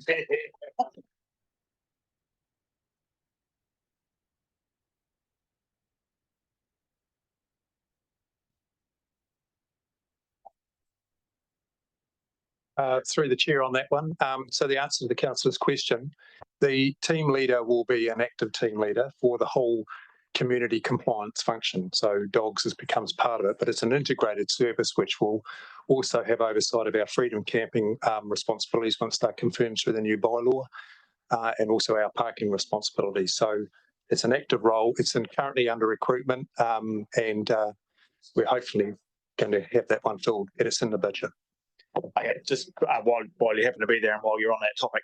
So in terms of how that is funded, I take it only a component of that role will be funded via the dog registration fee, given that it's a more broad role than simply dog control. That's correct. There's it's a ring fence fund that for the dog information or the dog fees come into fund dog services only, but it's part of an integrated service. So that way we can deploy people that are not necessarily focused on dogs into other areas at other times of the year. Councillor Bowler? Will that create a new flow chart we can look at to see who does what? So I guess the key thing is coming back to the budget conversation and the detailed information, as Mr. Drummond's just highlighted, that only a component, there will be an allocation of a part of that role that should be reflected in the dog registration fees, not the whole role. So we should see that through the budget breakdown. Okay, thank you. Good question. Councillor Kinnemont. Thank you. Through the Mayor. Do staff have the ability to provide discount for hard up people can't afford a dog registration? Seeing eye dogs, which you need a dog to get round, surely you must. So, Shannon. Through the chair, there's no charge on guide dogs. Okay, but do you have the discount ability to offer discount to people? It's a fixed fee, black and white. Take or leave it. So 4 specific things. So coming back to the original conversation, the issue with the previous resolution was largely about it is not covered under the dog control legislation. Yes. For that demographic or split. However, there are, Shannon could list them again, which is the Southland model and a number of other places who run the fee this high, discounts for X, Y, and Z that are allowed through the legislation. So Shannon, do you just want to cover what they are? Absolutely. The Dog Control Act allows us to fix fees for neutered dogs that are lower than the fee for non-neutered dogs, fix fees for working dogs that are lower than fees for any other dogs, and limit the number of working dogs owned by any person, fix fees for different various classes of working dogs, like guide dogs, fixed fees for the dogs under a specific age, not exceeding 12 months, that are lower than a fee that would otherwise be payable, and fixed fees for dogs that are registered to any person who demonstrates to the satisfaction of any dog owner that that person may specified level of competency in terms of reasonable dog ownership, a fee that is lower than any other dog owner, and fixed by way of a penalty subject to Section 3, an additional fee for registration after the first day of the second month of registration, so late registration fees that is no higher than 50% of the standard registration fee, and fix a fee for the reissuing of a dog tag. So there's no. So does that answer your question? So basically what it says is all of those categories you can provide a discounted fee based on those specifics, but you cannot have one that is based on your income level or being a super go card holder or being a community services card holder or any of the other things that may be suggested. So it has to be specifically in relation to effectively your ownership of dogs, not some other criteria that may well be a good thing to consider, but isn't covered by the legislation. And hence the only way you could do that is via a rebate, where those people would have to pay you the money. You would then have to rebate them, which obviously leads to quite a significant process cost and process. Okay. Right, we're on the list. Councillor Maru. So I got Councillor Maru and then Councillor Dayton. Thank you, Mr. Mayor. And I too sat through the dog bylaw process as well, and certainly read all the submissions in terms of the fees today. I'm just going to foreshadow a motion. I won't be supporting this motion in terms of a change to option 3. So in terms of the option 3 based in overtime, is that so? Option 3 in terms of the increase with 108,226 being deducted from the operation expense of dog control. So you indicated before that one of our options were to instruct the CE that we just have less money and you have to work within it. So my foreshadowed motion is the fees as set in option 3 with a reduction in the operation of the dog control of 108,226 dollars. I get that there's been an increase in terms of bringing it in internally, and that was talked about it, but there's also an increase on above of that. And I think every time this come up at the 17A when it came to council was the time to discuss this will be then. Previously, the time to discuss this will be at the annual plan sign off. We haven't actually had, as far as other than receiving the 17A report to accept, bring it inside, had a robust discussion about the increase in cost. So that's why I'm foreshadowing the motion. Okay, as foreshadowed, we will see where we get to. Councillor Kinnemont. My bad. Thank you. Just because my motion lapsed, I didn't get to talk back to it. I will just ask. Yeah, can't help it. So the other large councils in New Zealand run a scheme. By my calculation, about 30% of New Zealand are eligible through that, including Auckland City Council. So it's not like it was impossible to implement. It's widely done. So very, very common scheme. But I will note with Auckland, though, when we talk about we're going to have, Auckland's fee is this much. Well, it's not actually true, because if you take Auckland's responsible dog owner deduction, you end up at $74. If you take their super gold card discount for everyone, the 1.5 million in Auckland, they end up at $75. Yeah, but the start rate, but this is the thing about categories, right? This is why I was proposing the super gold, or why we have responsible dog owners. It's easy to talk about the standard rate, but most people are eligible for a deduction of some sort. So I just want to note that across New Zealand, about 1.7 million people, by my estimate, are eligible for a super gold card discount for their dog rego. So it would be applicable. Auckland wouldn't be doing it if it was that crazy, but notice there wasn't support. So have to accept that. So thank you. Yeah, I mean, I think one of the things that all the ones I've looked at that have a discount is the starting point is way higher. And so that is the quid pro quo is, in order to run a discount system and to ensure that your budget is covered, you need to be very clear, who's likely to get the discount, how many people. I don't know in Auckland how many people are getting the good dog discount. I suspect there's quite a few who don't. And there's quite a few who probably aren't registered at all, just knowing kind of some of the challenges Auckland has around dogs in general. But that is the quid pro quo, is you start with a much higher fee, as a number of places do that we've alluded to previously. You then discount back on the basis of the legislation, and you arrive back at a point that is probably less than what we're currently suggesting, slightly more than what we've had previously. So Auckland starts at 162.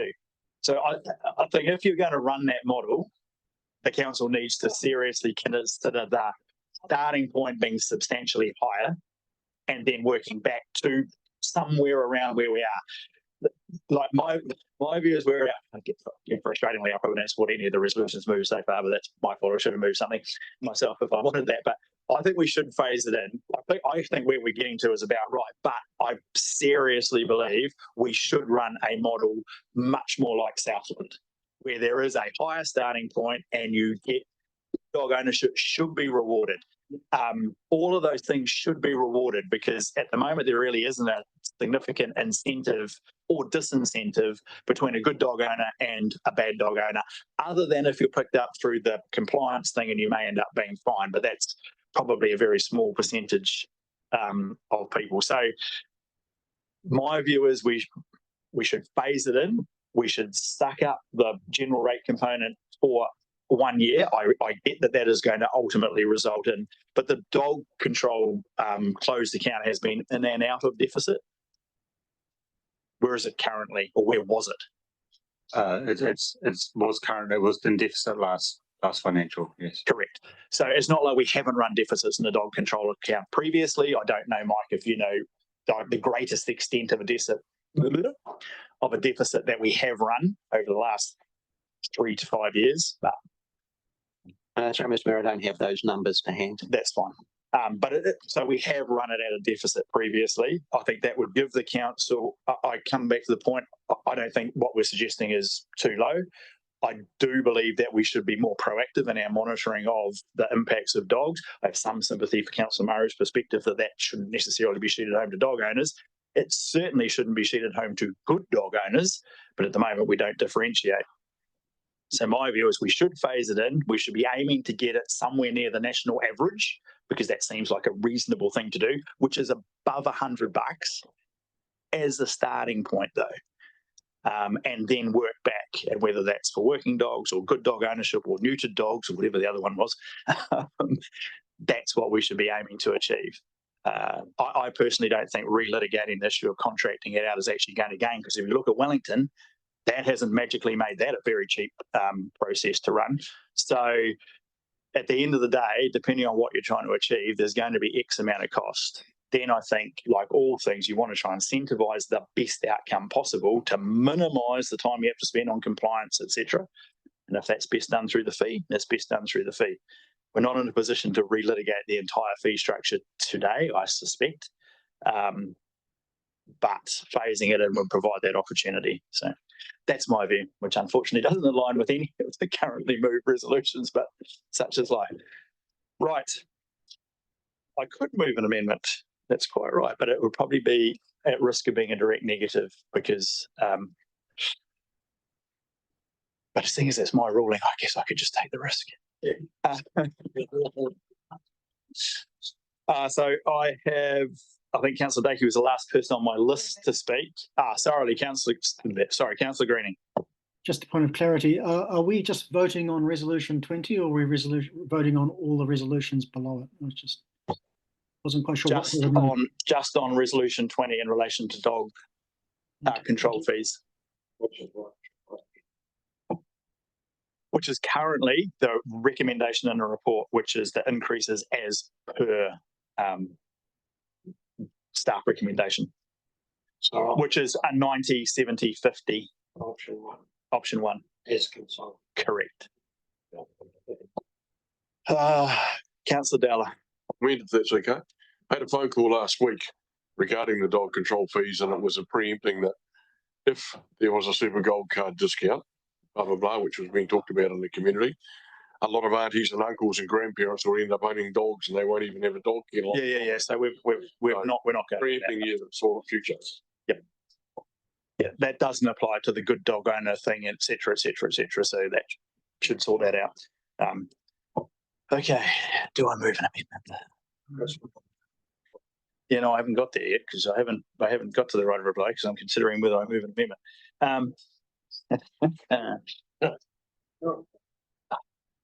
No, I don't intend to do it for next year. Right, I will take the risk that it isn't a direct negative, according to the chair. You don't have any casting vote, but I can determine what is or not a direct negative. What am I going to move? Shannon. I just sort of before you made your this is the second step of a two-step process to get us back in alignment with budgets. So this is the second part of a stagger already. So we're already on effectively a graduated process of getting back into positive. This in itself doesn't get us there. Yes, it does. Oh, yes, it does. Right. Okay. Righto. On that basis, then phasing it for one more year doesn't really seem to be the end of the world. So I'll move an amendment that we phase in the dog fee increases over 2 years, starting at effectively option 3 and moving to option 1. It'll be funded by the continuation of the deficit. Or for two more years longer.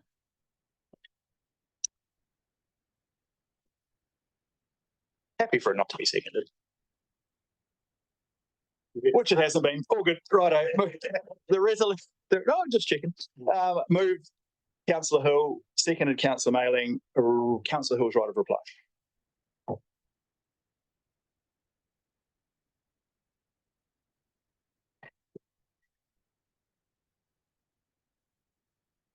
So I can demonstrate that, that actually mayors don't have a great deal of influence over the process. I think there's yes, there's really good points being raised in the conversation, and I think this is one of these areas where we, over time, address the complexity of things, and this is another shift, I suppose. I had a look at Wellington's, of course, as I imagine Councillor Ellis probably did, by the gasps from that side of the room. They don't just call them dogs over there; they call them an entire dog.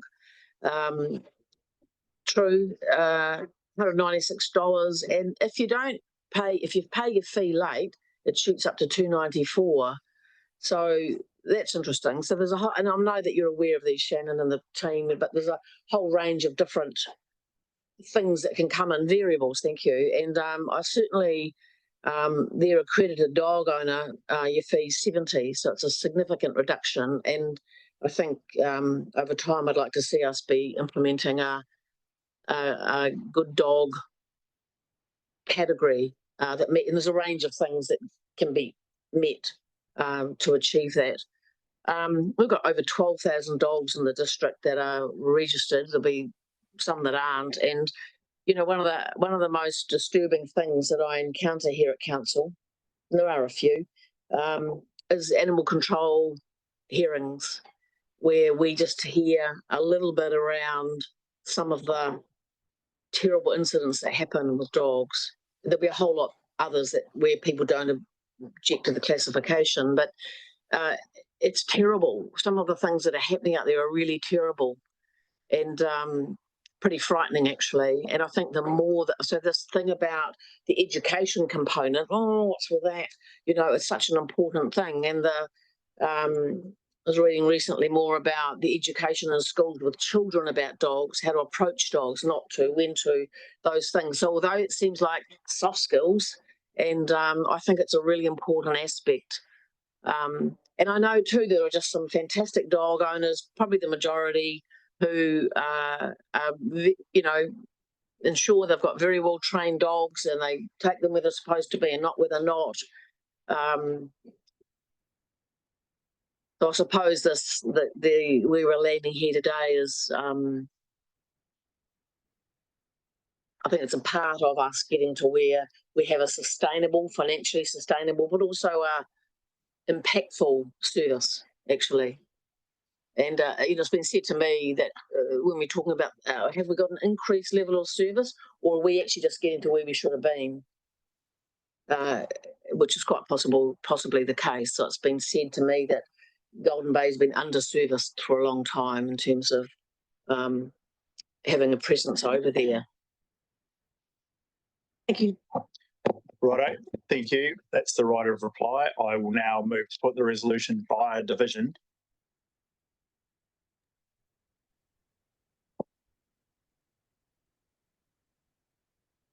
Yes, Councillor Greening asked for a division on every resolution and he didn't want to have to repeat himself, so I'm doing it for him.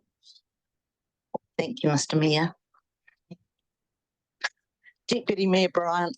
For. Councillor Butler. Give us a thumbs up, Celia, if you can see me. For. Yeah. Thank you. Councillor Dakey. For. Councillor Dowler. For. Councillor Ellis. Against. Councillor Greening.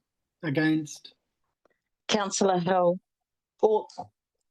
Councillor Walker. Against. Councillor Shellcrass. For. Councillor Maru. Against. Councillor Mayling. For. Councillor McKenzie. For. Councillor Kinmonth. Against. Mayor King. For. 9-5. Okay, thank you. Right. I think they were the two most controversial topics for conversation. So I will, noting there has been thank you, Shannon. I think you are now able to leave after heading off my amendment so successfully. I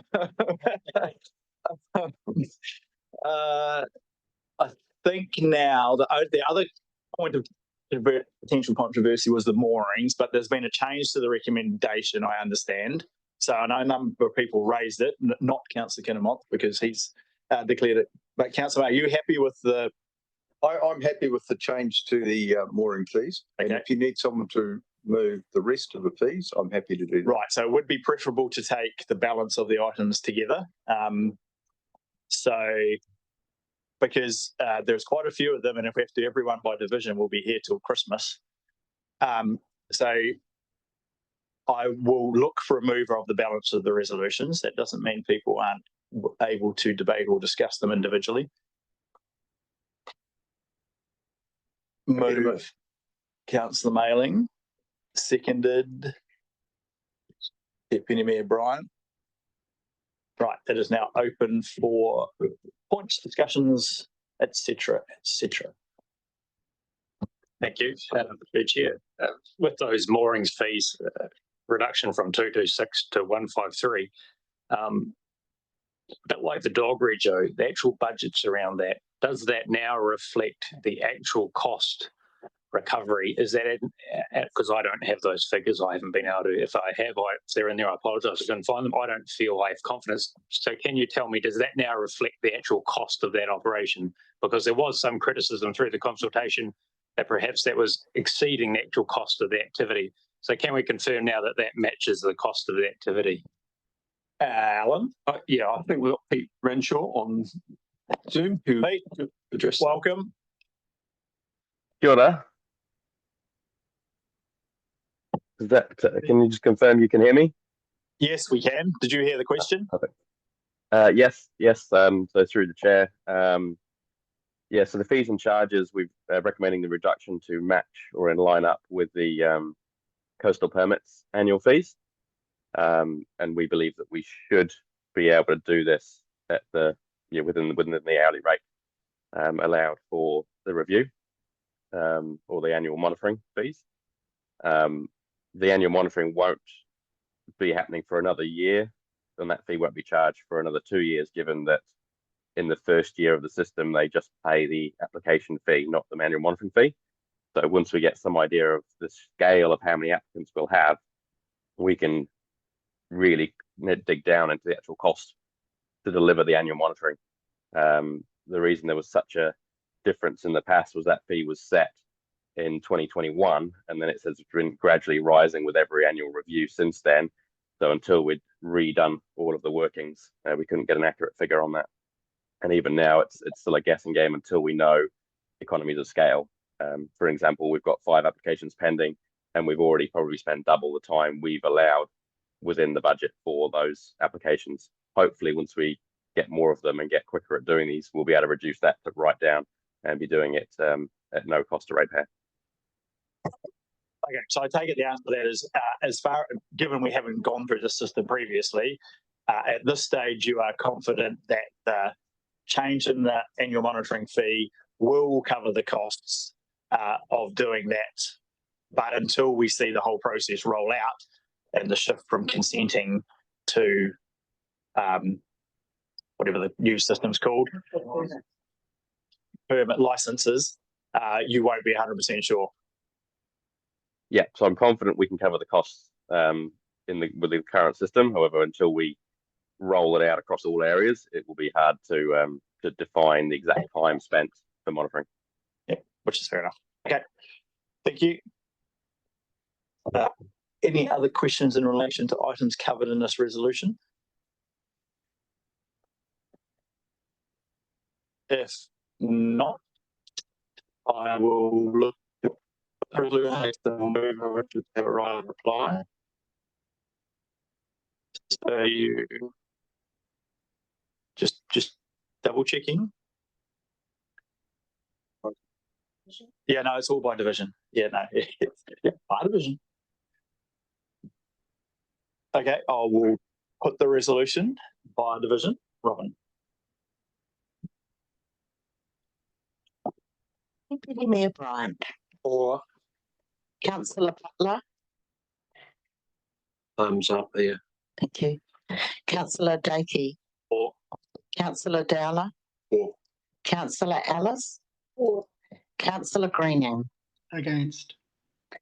Councillor Hill. Or Councillor Walker. Or Councillor Shellcrest. Or Councillor Maru, For. Councillor Mailing, Councillor Mackenzie, For. Councillor Kinnamonth, Yeah, that's fine. abstain. Mayor King. For. Thank you. One extension.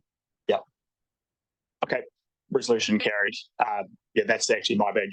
Someone could have suggested just cutting that one resolution out, but nevertheless, it didn't affect the outcome. Right, I think that concludes business for today's meeting.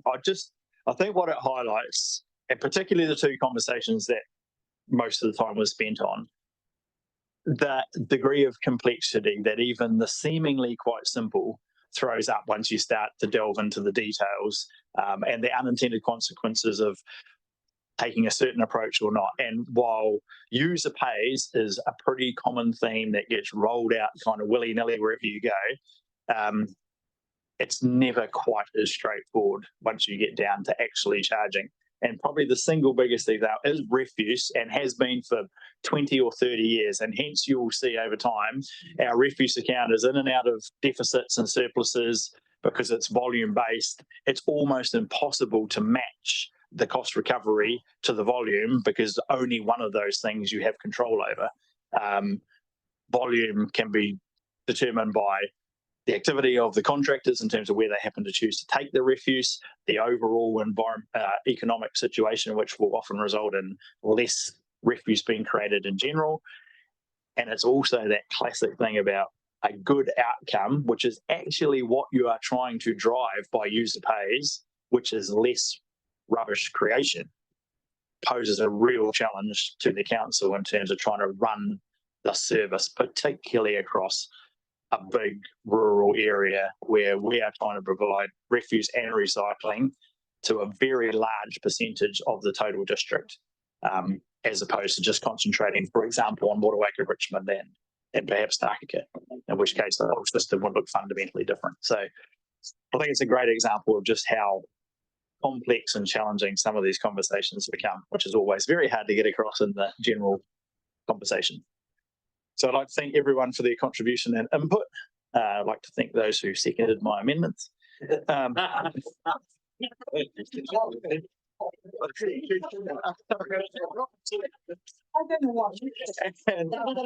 will close. I'm going to be concerned about it all day. And I will close with karakia. He korero kia whātia, kia mama te manawa o te tangata, kia u ki te ara mō tātou e ora nei, ko rongo, ki runga, kia tina, hui e, tai kia. Thank you all.